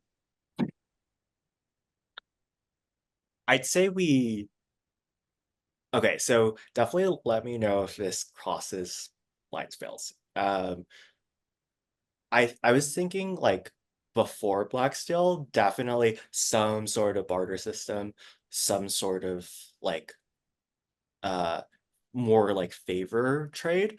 But like when Black Steel hit the market, um the commodity that was traded for that is potentially time or or like in like uh working for your black steel type of vibe. That's like that definitely will really go dark very quickly. Um but that's the first thing that comes to mind, because like if we are, because like we take from uh Omada's culture, like, or like culturally, like for sure, like a more like favor um and like service type of barter system would have been like the way it had been, but like this new black seal is kind of like um really corrupting that as well. um does anyone have another option, or are we good? Like, would people be okay with that? I like that. I think maybe just to add on to it with a proposition, I like the idea of um the wealthier people having more time, and so they have a more leisurely life. This is kind of like real world knowledge, but in Japan there's like a very big difference between like they're I believe they're called like slow cities, where like they're like literally towering above like glass towers, where people just have a very slow way of life because they can afford to have a very slow way of life, which is so different from like Shibuya Crossing, where everyone is like Yeah. go go go all the time. So I think like a concept maybe like that could be interesting, where like the people who have access to the wealth have a very like slower, leisurely way of living, whereas the people who are maybe at the lower class and kind of doing more of the grunt work have very limited time as a resource. Ooh, okay. But let me know your thoughts if you want to change that Yeah, up. no, that sounds really interesting. Yeah, I do like that quite a bit, but uh yeah, I don't think it I don't think I can't think of anything else that would make sense in this context. Um, does anyone else have anything?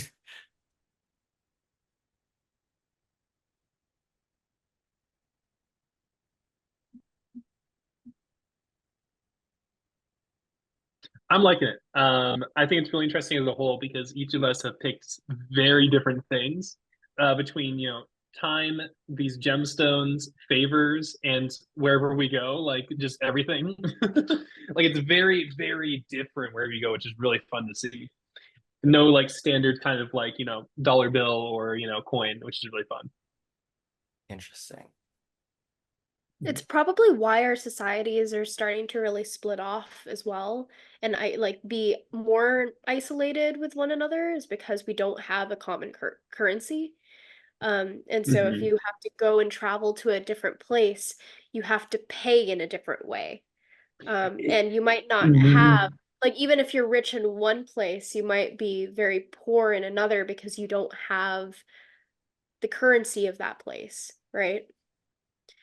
So Mhm. I can I think the imagine whole. Mhm. I can imagine people who um from Amada who have a lot of ether wouldn't need to have the kind of gemstones. Do you have a name for the currency for Um, those? I was just calling them like the animal that produces them as the algae scummers. So Mhm. probably like algae scum. It's not a very glamorous name for a gemstone of ether, but I think that it's fitting and Maybe we funny. could just call it like scum, like Scum, as a yeah, yeah, scum. I mean, as probably as slang. yeah. Mhm. Yeah, so I feel like Amada wouldn't like people from Amada probably don't have a lot of scum, where the people who do are the same people who are buying black steel from Vendito and hiding it. Yeah, I'd say like maybe because we like the Moray and Vendito had that sort of transactional relationship to begin with. So I think like there's like bit like there's probably some semblance of like money um using that currency. Same with the shells, but like the main Mhm. is like time. Probably we're not like super rich in those resources too, and so like time tends to just like, well, Yeah, yeah. Mhm. it's usually Yeah. In that sense, Omada and Vendito are very similar. And because it's favors, it's doing things in the same it's kind of it is time as well. So we I guess we trade, that's probably partly why we traded very easily between one another to begin with before Black Steel made us angry. Yeah. Mhm. Interesting. Cool. Okay, game changers. Let's do it. This is the big one. Okay, I'll kick it off, and then we'll do Dana, Reagan, Brian. Let's see. Okay, I rolled 24. Oh no! No! Okay, scandal. Oh, A scandal was unveiled in your society. What happened? How are people reacting to the scandal? Why is the scandal important in influencing your society? Are we Oh gonna find man. out about the queen? The final Oh, queen? oh man, oh man, oh man. Let's Lore, see. lore, lore. yeah. A scandal was unveiled. What happened? What is the scandal? Hmm. Okay, okay.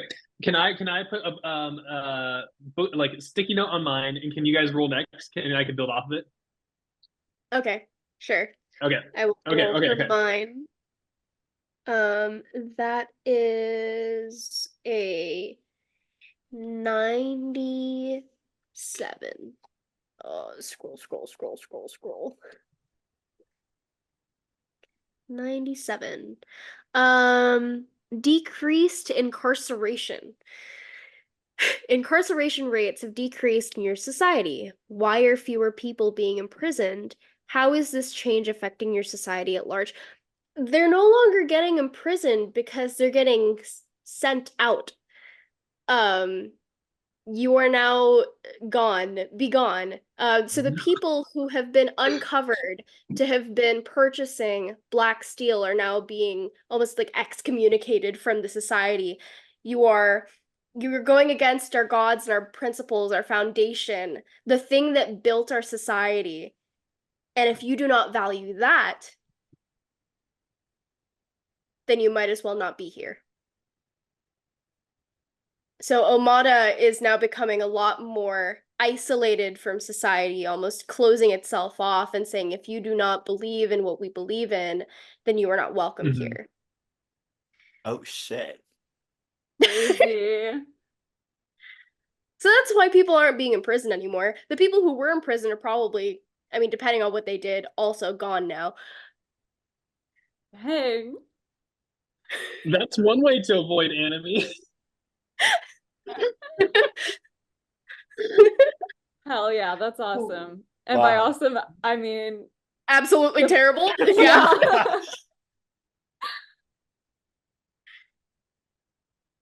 Hey, that's how you deal with your problems. It works, it works. Yeah. Would you say that there's like witch hunts? There probably are witch hunts. So it's probably, I mean,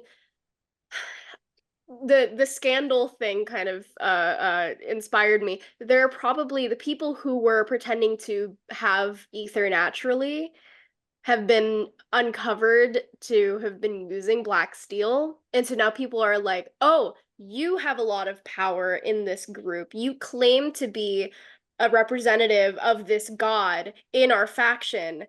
You probably like have gotten it through ill means. Oh shit. Wow. So it's likely that this probably started the inciting factor, the inciting incident was probably a group of very influential or revered individuals in these factions across all four factions were found to be maybe tied to Charles, and maybe Charles is the devil on their shoulder. He's the person who's been kind of trying to peddle the black steel and say, hey, this could fix your problems. This can, like, I know that you're etherless, but that doesn't make you any less of a powerful person. You know how to utilize ether, and you can utilize ether through this. And they gained power, and somebody slipped up and Yeah. got all of them caught.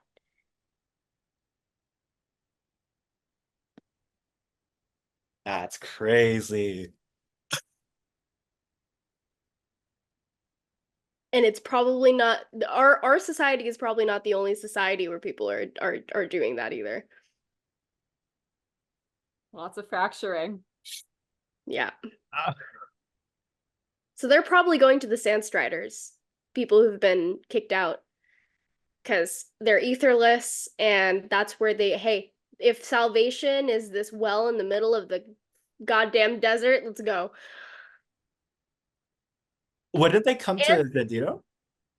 They could come to Vendito. So Vendito or the Sandstriders is probably where they went, because they want, essentially, what these people who have been kicked out, they want to use black steel. They see black steel as a means to respectability almost, and so respectability and power, and in a society where ether is so revered, and so they could go to Vendito, where they've got buddy rubbing elbows with Charles, or they could, I mean, because they still have that sort of, maybe they stop believing in the gods.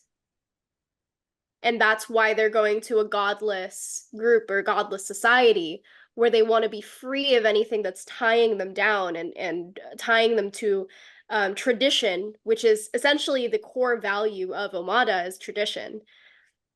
And they're moving towards this less structured society with less rules, kind of more of a free-for-all, nomadic, that kind of thing.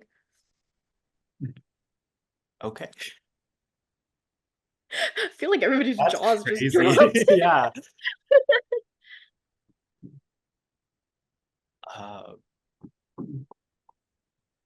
So, Big. Reagan, go. Yeah, all right. Okay. So this is interesting. So I just rolled a 24, which is scandal. So yeah.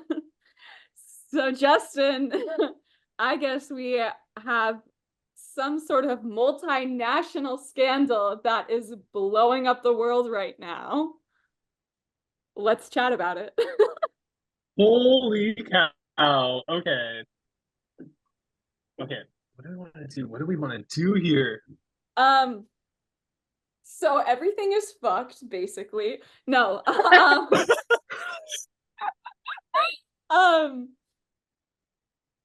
I think we could go a lot of directions with this.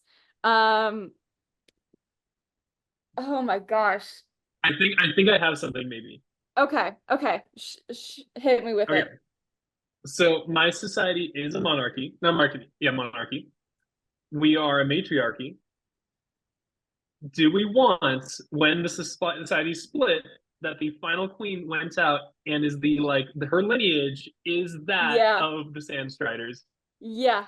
There we go. I think that is a huge scandal. I think, everyone from the Marae is like, I thought she died at the Queen's grave. There's a reason why her deluge is called the Queen's grave. Like, she is dead, and it's like this blight upon the land. And the fact that you like stem from this line, and also in a certain way your ideology and mythology is about kind of like resurrecting her in a way by finding this like abandoned spring and kind of like bringing her back into the public canon, either I don't know, maybe you are trying to like actually resurrect her, but either way, resurrect her ideas. And her ideas were that of conquering and of not respecting the world around you and of kind of imposing your willpower upon the world rather than living in harmony with the world itself, is how the Murray view her. And so I think we're gonna declare war on you. Oh my goodness. I think we're trying to wipe out the last of her blight. Oh wow, that could really mean, oh my goodness, this next round could be like their last attempt to find the well, like straight up. Wait, so I'm thinking, right? Maybe the monarchy, who are the final queen's descendants, who are maybe trying to resurrect her. Maybe that's why they're trying to, like, they're using black steel to siphon all of this ether, because in order to resurrect her, they need all of this magic. Because how else would they do that? Once they find her final resting place. Maybe the story that they told about this is a well of ether isn't true. They're just trying to find her final resting place, and that's why they're siphoning all this ether to find her and bring her back. And they've lied to people all of this time. Wait. So is one of the Sandstriders the peddler? Like a descendant of a descendant of a descendant. Whoa. So oh my gosh, wait. Because that throws So basically, the final queen does, like, creates this giant flood, gets, like, dies, goes to the desert, and maybe with a kid, I don't know, and then dies somewhere. Her final resting place is unknown, and her lineage then creates the Sandstriders.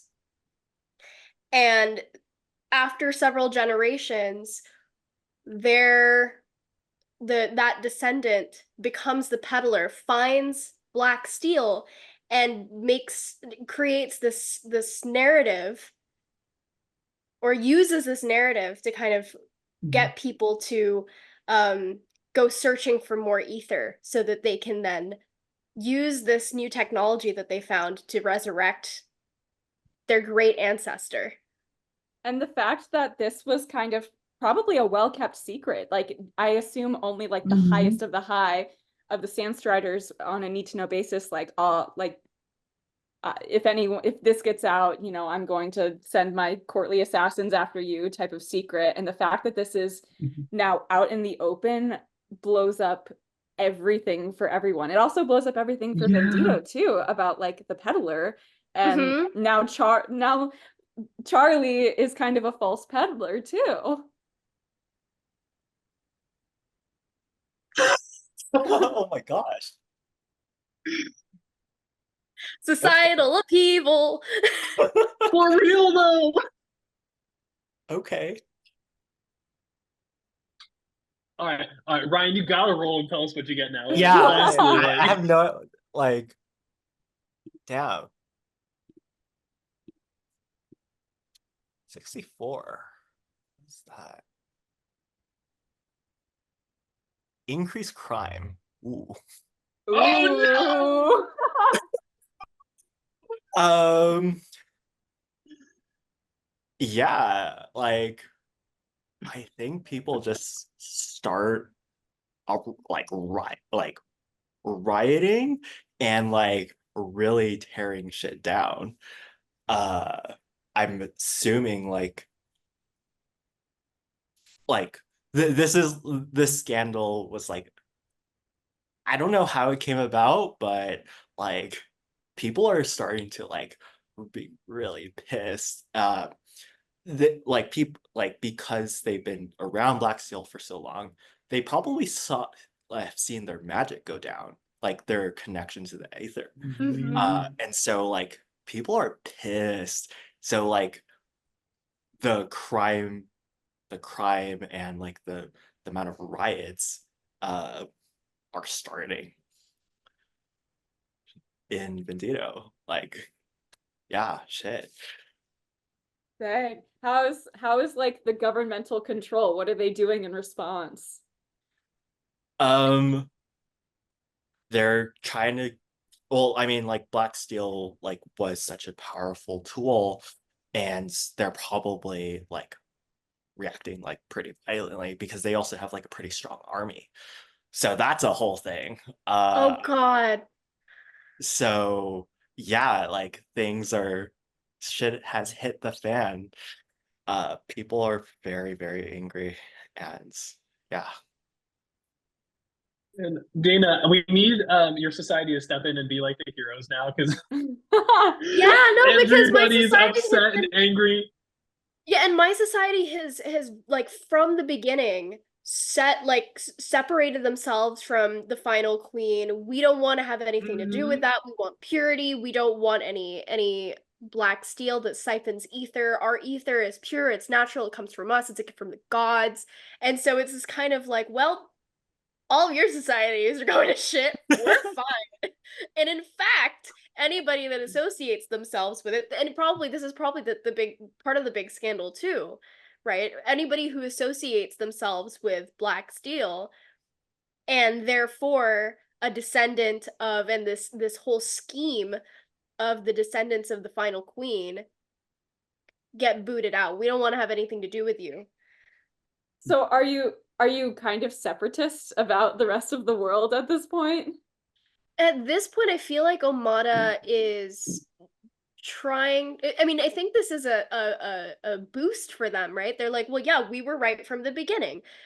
What I almost want to say, because from our history, right? It was the Marae, and then it split off into the Omada, and then Omada split off into Vendito and the Sandstriders, and so I feel like the final queen had to have smuggled herself with Omada, right? Yeah. And then left. Mm-hmm. There's a possibility that some people knew that and didn't ever talk about it because, well, she left anyway. So she's not our problem anymore. Very real. This could be where like these like this how the scandal is released. Like the Council of Four were like, you know, it's time to release this information. We need to like upset this terrible like rise and stuff that's happening right now. Yeah. Yeah, so maybe because there was this big rise in Black Steel, they're like, you know what? This is bad. This is very bad. We have a secret that could tear this down. Let's do it. And it blew up the rest of the world too. Blew up the rest of the world. Yep. I almost want to say like the way that it was revealed was almost, it was it's so interesting because there's supposedly animosity between Omada and the Marae, but I feel like with the rise of Black Steel that has almost been deteriorating. Yeah, And well, then Omada sent a little pigeon over to the Marae with this big giant secret, Yeah. and it blew up the world. And we instantly just declared war. And The made it diva very pigeon. epic. The diva pigeon. Diva pigeon. It was the diva pigeon all along. The diva pigeon. yeah. Maybe the diva pigeon didn't even have a letter with it. It was just somebody who could communicate with, like, had enough ether to. I feel like people from Omada would be that petty. If you don't have enough ether to understand a pigeon, then you're not worth our messages. Yeah. Yeah. That's why the pigeon is a diva. Hell yeah. Perfect. mouth I think we did a pretty good job reflecting there too. So let's move to the final round. Okay. Ryan, can you roll the discovery question? Yeah, sure. 97. Boy.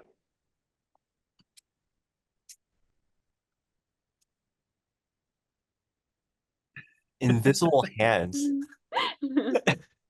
Oh Typically man, this we got like comes- straight up, we got like the most like academic one of the entire like 50 questions. the invisible hand theory, typically discussed in economics, describes an invisible force that leads individuals to pursue self-interest that promote good in a greater society. What personal actions do people in your society take that ultimately support the wider society? What number is this? 97. 97. Mhm. Okay. Um, Does it could we bend the question a little and answer in less of an economically driven way, but still with the idea of individual pursuit? Oh yeah. Mhm. Do you have a response already you're thinking of? uh, Oh yeah, you go first, Ryan. This is your question. Mhm. um, I mean, like individual pursuit is like one of like the big things of the data, right? Because like black steel was such a commodity. Um, and and so like now that people are rioting, everyone is kind of just looking out for themselves at this point. Uh, Yeah. and like mad that they got robbed. And like probably suffered like irreparable like damage to their connection to the ether. Um, and so and then like the plutocrats are like just like in it for the power, um, which they still retain for now. But yeah, like they've always been acting in their self-interest. I think Amada has it in the complete opposite direction. Instead of being very self-interested, you kind of people are encouraged to choose paths from childhood because there are only these four factions. The invisible hand is really the structure of society, right? You don't want to be the odd one out, and so from a very young age, people um, choose a kind of path so that they know what they're going to pick when they turn 16, and then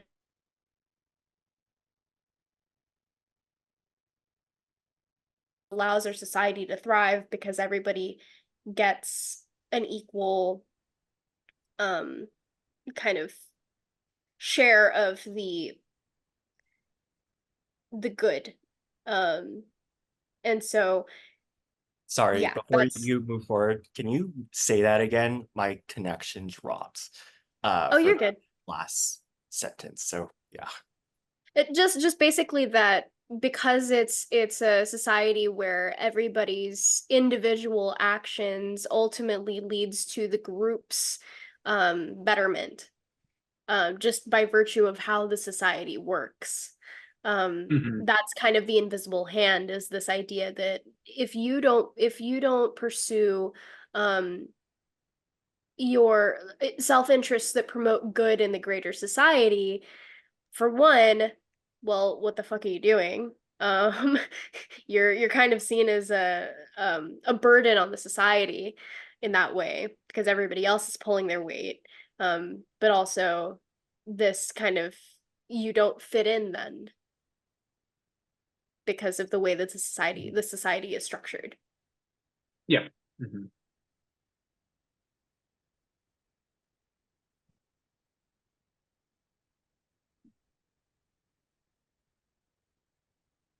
I think a lot of the Murray are action first, thought second.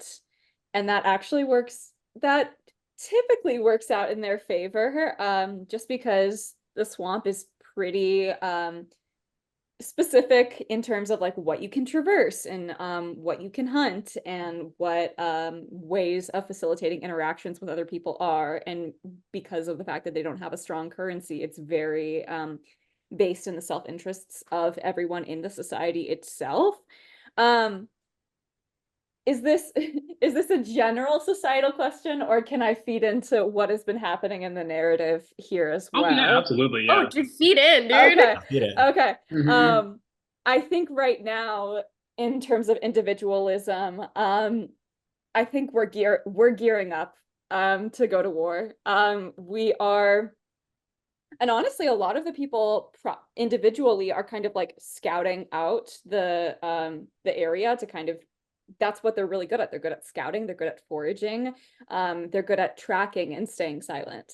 And I think they are kind of individually sending out in groups and then kind of reporting back to the Pluvians, the council that leads it, and they're setting up their war efforts for the good of the society, for the good of the ideology of their society right now. Mhm. And within that, I think they are, yeah, they're ready for a fight. I have a question Mm. slash suggestion. Are the Murray, do they believe that the reason why the flooding is still happening every year is because the line of the final queen is still around? Oh, they probably believe that now. I think previously they were just like, her energy was just so terrible that it's corrupting. Bad vibes, such yeah. bad vibes, Her bad Bad vibes. stanky vibes. But yeah, that's probably why they're mobilizing in such great force right now. Thank you for the suggestion. Is that they, yeah, because the Sandstriders are still alive and kicking and trying to resurrect her, seems like. Yeah, the bad, they've completely messed up the equilibrium of the Murray. Interesting. Quick question for Justin. What are like the Mata immigrants in your Sandstriders like Oh society? yeah. Yeah, that's a whole mindfuck.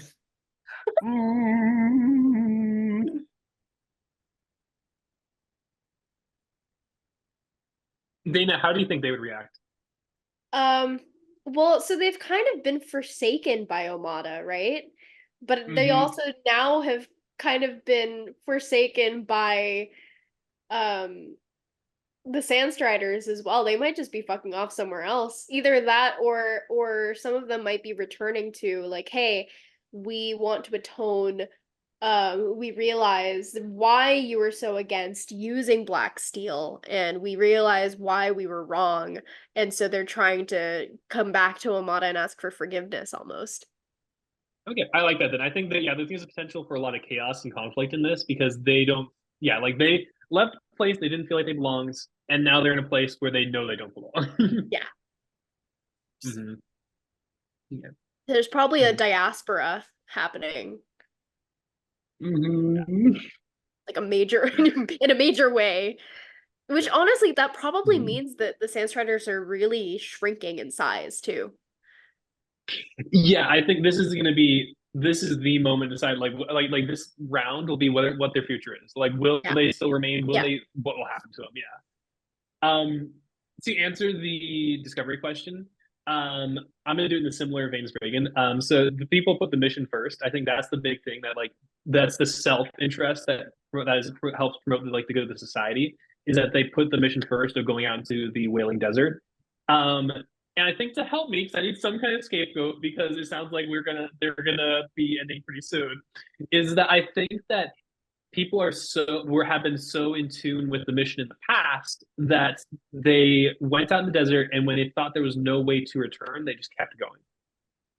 And so there are some people who have gone out, we've lost connection with, who have gone deeper and deeper and deeper into the desert.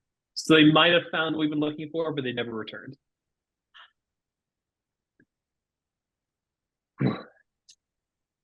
Whoa, wait, what if there's another society out in the desert that's just that like the scandal's been out for them for a while because they already found what they were initially looking for and they never came back. And so they're just out there somewhere. And either they were so successful that they didn't feel the need to return, or it failed in some way. And maybe they're ashamed, or maybe they're honing their strength. There's a lot of different ways you could take the possibility. Yeah. Let's find out. Yeah. Let's jump into the final game changers. So excited. I think I went first last time, so I think that means Dana starts now. Is that correct? I rolled Or no, it's the Oh, first so time, then- the first time. And then I think Okay. I Yeah. rolled, I'm pretty sure. I that think means it was Ryan gets to start us off then. Ryan. Okay. Okay.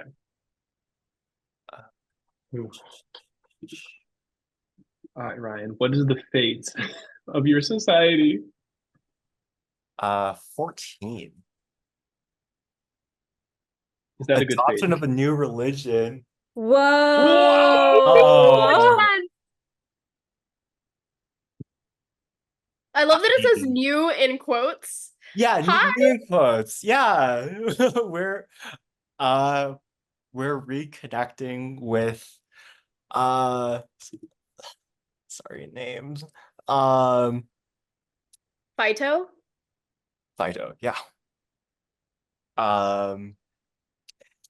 People, or especially like those who are like completely like not drinking the Kool-Aid anymore, like very, very upset that they lost their connection to the ether. Like they are definitely picking that shit up. And I don't know if it's a place of worship type of god type of deal, but those are definitely cropping up, and like there's definitely religious leaders in that sense starting to be like, bro, like what, like how do we deal with this plutocracy that's still like in power? Like, can we even salvage the connections to the ether? Like people, like in a sense, the community is starting to really come together and care about each other. I think that's like a good way to take that. You're healing. That's a really cool message. Yeah, that like you guys had this really low point, but like through like that those tribulations, like you came together. That's really cool to see. That like in the end, like you guys did find a hole again. A whole, maybe like a third. Well, you know. But yeah. You're healing, exactly. Yeah. It'll take time. Yeah. No, for sure. They still have the infestation, but you know.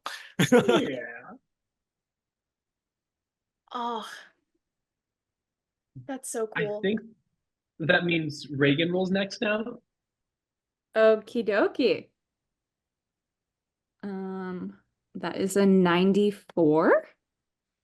Unsolved mystery. A significant mystery of cultural importance has been solved in your society.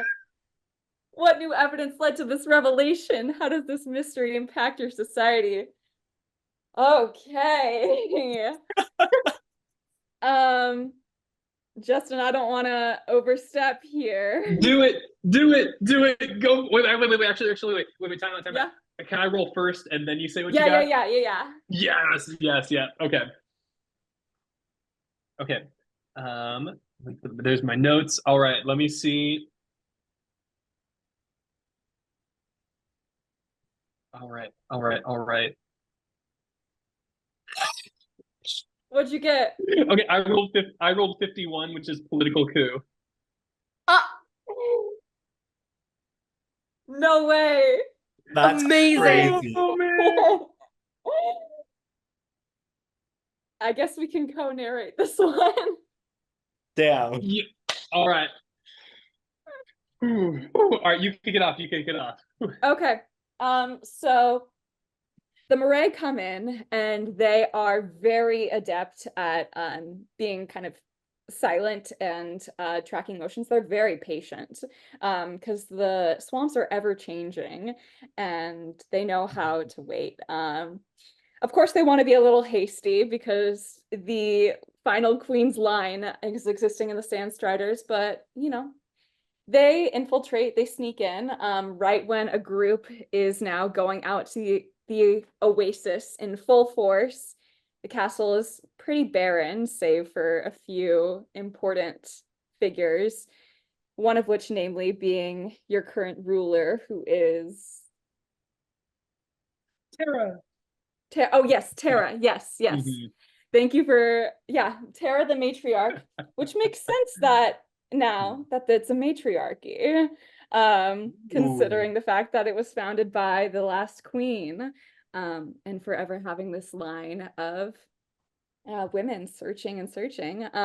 They come in. It is an epic showdown. I won't go too into the details of it, but it eventually ends with the crown rolling off of Tara's head, if she wears a crown or whatever royal regalia, so to speak, and the Murray holding it up and feeling some water dripping from the crown. They go back home and the mystery is now solved, that the water begins to slowly dam up and a new mangrove tree begins growing that has kind of treetops like the tops of a crown.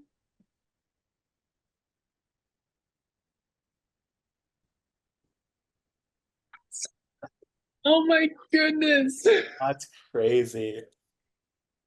And the Queen's grave is Mhm. still called the Queen's grave in memory, but it's no longer the site of destruction it once was.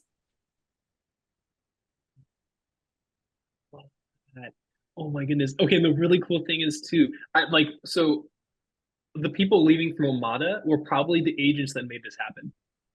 Like Whoa. the political coup, like an internal coup. Like the people from Omada were like, all right, well, this is our chance. All right, yo, the Moray are here. Let's do it. What happened to the Sandstriders in the fall?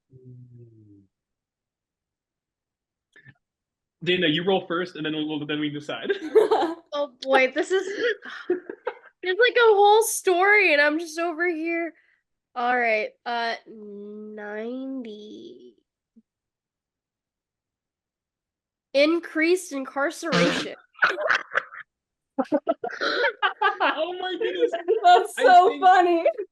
It sounds to me like the Sandstriders, the remaining ones, went over to Omada. You got us now. Yeah.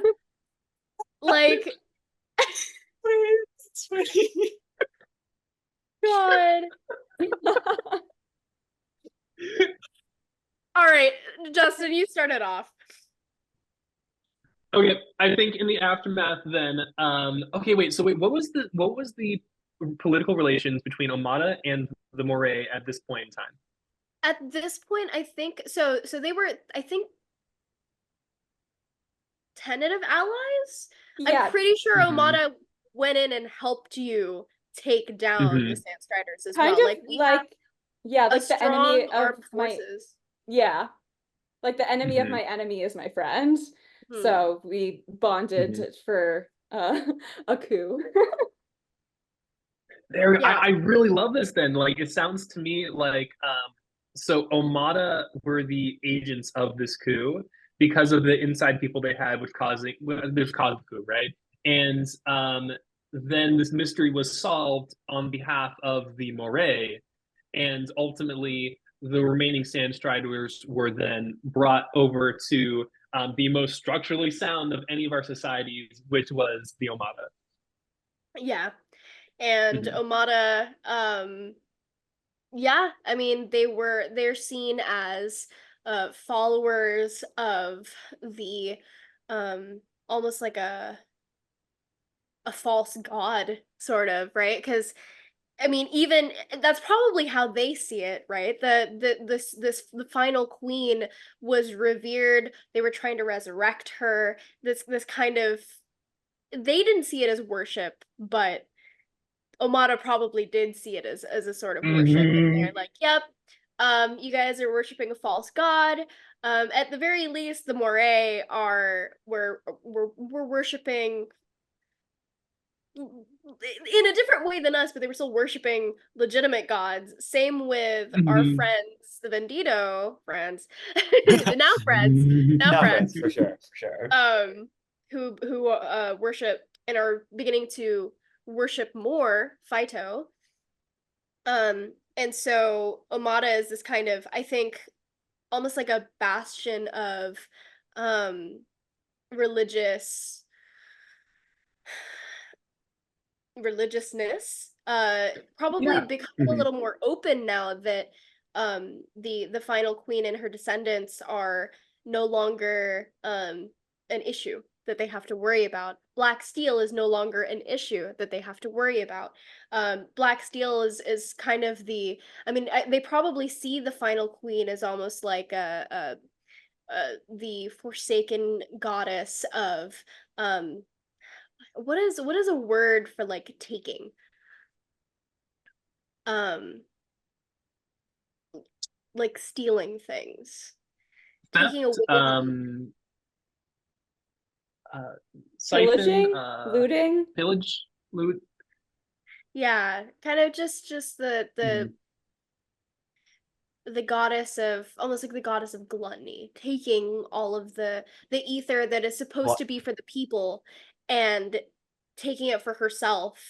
Maybe the mangrove tree, now that it's beginning to grow again, ether is now returning, and the connection to the ether is returning to the people in Vendito. Maybe the Sandstriders that promised to redeem themselves if are now also the etherless. The former etherless are starting to feel the tinglings of ether within them now. Magic is everywhere. Magic has returned to the world. So Black Steel does not. So the way that this game works is like when you roll a game changer, it is in chronological order. So like when we started to find the religion and we're still dealing with the plutocracy, Black Steel is still very much in effect. But now that it's been severed, what's happening there? Is it like, are we saying like it's like completely powerless, or does it still have that like taking gluttonous property that might still come into effect later if we end up continuing the story? Yeah, I mean, I feel like there's a question, right? Because Omada definitely believes that the final queen was a goddess among people, like a legit, like an actual goddess among people. I mean, has the power to rip a mangrove tree out of the ground. Who has that power, right? Had to be a god. And so maybe it's one of it used to be the Divine Five, and then it became the Divine Four. Ooh. And so now with her line of, I guess, demigods being killed and stopped and no longer thriving, her power is either weakened or gone, because their whole goal was to resurrect her, or maybe she was imprisoned somehow and they were trying to release her, whatever that may be. And maybe the people, the Sandstriders that are off in the desert somewhere, found her. Maybe. But she's the black steel is either inert or basically inert now, because that's where it was getting its power from. Its siphoning power from was from her. I really like that. This is a great way of saying like, hey, this is a great place to be because our story has concluded now. But if we wanted to, like, let's say go into the future and play this game again, we could pick it up and we could say like, oh my goodness, Sandstriders are still out there in the desert somewhere, or like what happens next now that the Vendito are like recovering, and oh my goodness, the Omada are this beacon of hope now. They're kind of leading the people of this world into a new future, and the Moray are finally reconnected with that which they lost so long ago. Like there are so many new possibilities, but this is a great place to be like, okay, we've told our story, and now we have to see like these people get to live on into whatever happens next. Yay! This Woo! was such a fun game. Oh my goodness. I Yeah, wanna I'm so play glad. like a different TTRPG set in this world now. Like it's so rich. I'm so glad. Like, so Ryan and I have had that conversation before. Like, yo, this is a great way to like set up a world or the backstory for a world or the lore of a world for them people to then explore, in whatever system they want. So, it's so cool. That's so like refreshing and like happy to hear. Yeah, no, I think it's cool that it's a freestanding story in and of itself, and it also provides a platform for so many other world building opportunities, but like not just TTRPG focused. Like you could write a novel in this. You could do like short stories. You could do character driven stories from like each of the societies. And you could really kind of focus in on. So it's really, really great for, and I love that it's so collaborative. Like no one person had full narrative control. Every single society and every single story was equally as important, and enmeshed with each other in really, really interesting ways. Yeah, this is a great game. Super duper great game. I had a blast. This is so fun. So It's that's amazing to hear. We do have a wrap up part of the game. So Justin, you want to lead that? Oh yes, absolutely. So I essentially got three more questions for you guys, and we already kind of talked a little bit about it. But let's just say, like, where are our societies heading next? So, like, we've each been on a very, like, tumultuous path, but we each have a unique one ahead of us that's very different from where we started. So, like, just like a couple sentences, where do you think your respective society is going next?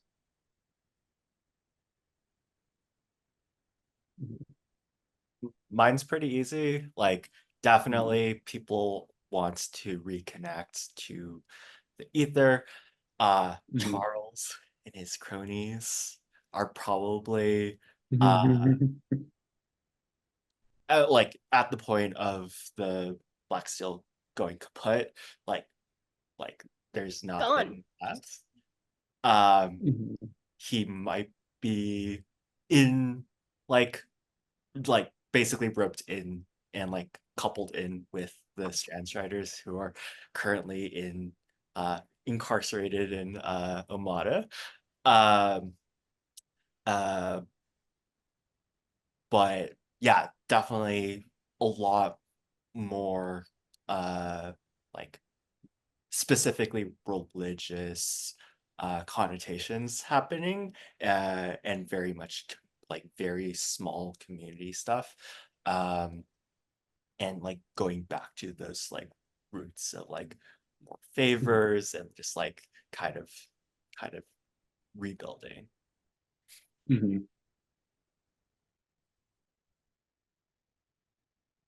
I feel like Omada also is pretty simple. I mean, they are now this bastion of religion, opening their doors because they were so isolated for so long, and now they're opening their doors now that they don't have the black stain of the final queen and her descendants to worry about. The goddess of gluttony has now been made inert, or slain, metaphorically speaking. And they're probably spreading a lot of their religious teachings across all the nations, and teaching, because they're the ones who had the secret about the final queen to begin with, right? So they're now in a position where they can tell that story.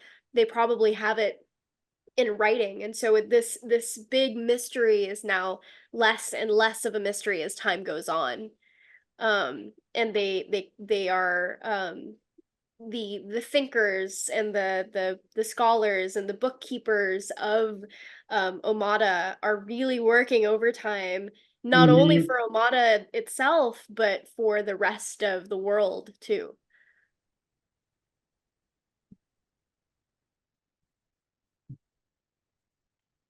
For the I think Sandstriders, yeah, sorry. no, you go, you go. Mhm. It's they are broken, right? They are divided now. If anything, the spirit of what they once were persists in the underground. People who still believe, still hold true to like that central mission, no longer can exist on the surface, can no longer, openly discuss these things because the secrets are out about what the Sandstriders, like who they were and what they're like, whether they believe it, whether or not they understood it, their motives were. And so I think there's a lot of just uncertainty about who they are now. Those who hold true to the mission can no longer like be in the light about it. Those who have like gone away from it are now incarcerated and have to find a new way forward. And those who pursued it and disappeared, may perhaps they found something else out there. But ultimately, these Soundstriders are a divided people, and they are heading in many different directions because of that. Question, like, would you say, like, if we're talking like out of 10 people, like a line of 10 people, like who, like, what would the loyalists be? What would the other groups within those 10 people be? If obviously, like, sampling, just like, Oh yeah. yeah. If there were 10 people to represent the population, I would say 2 are still loyal to the mission. 2 perished in the combat. And let's see, that's 4. 3 are currently in Omada. And let's see, so that's 2, 4, 6, 3, and then 1 is out there in the desert. Is that right? Did I do my math right?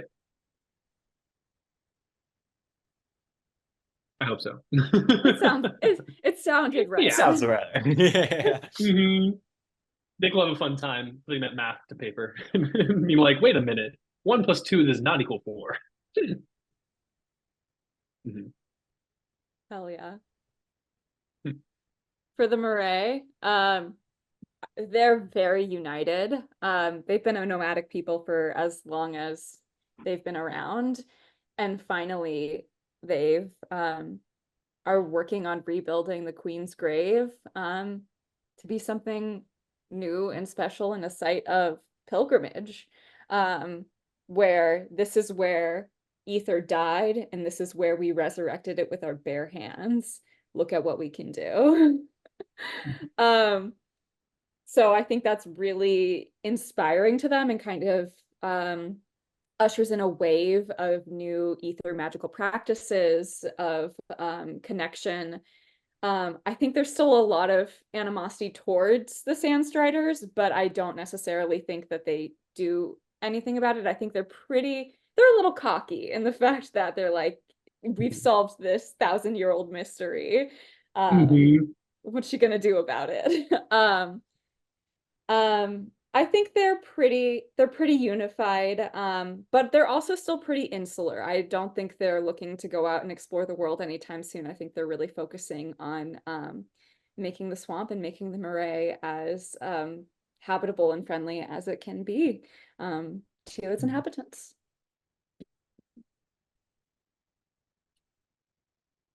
And to bring it full circle, I got one last question for you guys. And that is, do the people of your societies feel that they belong, or did ANOMIE take hold? With ANOMIE being that feeling of not belonging, that the person does not, their ideals, their focus, their life does not match up with that in societies. I think right. for Omada, it's very, very easy. I think for the Sandstriders, it's also very easy. For Omada, definitely ANOMIE did not take hold. They stood strong the entire time. And maybe they had a bit of an iron fist at some points in history. But because of that, they were able to keep their society together. And I think now that they've chilled out a little bit, definitely people feel a lot more like they belong. And not just the people of Omada, but people outside of Omada are finding a little bit of home in Obana as well, which is nice.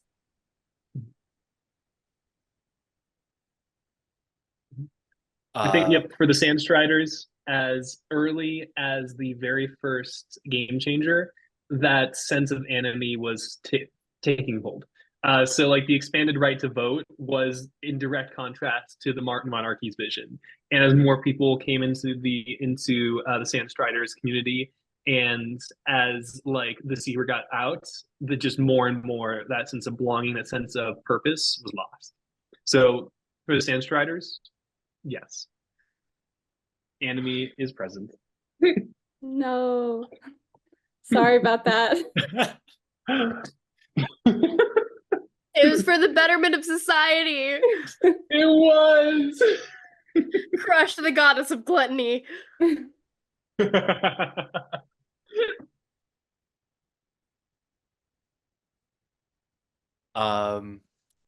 For Vendito, I think, or definitely throughout the story, like, there wasn't like too much of, or there, like, the sense of belonging was still like very strong. But now that there's like a group of like, or like most people are starting to go back into religion, trying to reconnect with the ether, but there's definitely a group of people who drink the Kool-Aid who like are kind of being ostracized. So those folks definitely are like feel like the listlessness and like the lack of belonging for sure. Mm-hmm. It's a mixed bag, yeah. How are they drinking the Kool-Aid now that Black Steel is no Oh, no, more? like they were like the ones who were peddling it, Right. and so like people think that they should be punished, and so like, Gotcha. they aren't allowed in the church. Yep, fair. Yeah. Yeah, I think the Murray are pretty united. Probably, I would say more united than they started off with. Their huge societal problem was erased. Though part of me wants to say that it's kind of a false sense of security, that they're getting a little bit too egotistical about their power and about the importance of finishing out the final queen. But that'll have to wait for another story. For now, they ended off happy with a ... The Sandstriders in the desert, man. Coming back with a vengeance. Part two. Awesome. Well, all right. Thank you all very, very much for joining for this game. I had a ton of fun, and I'm very excited to see where ANOMIE goes from here. Dude, I'm so excited. I'm gonna blast this everywhere. Ah! Thank you. Yeah.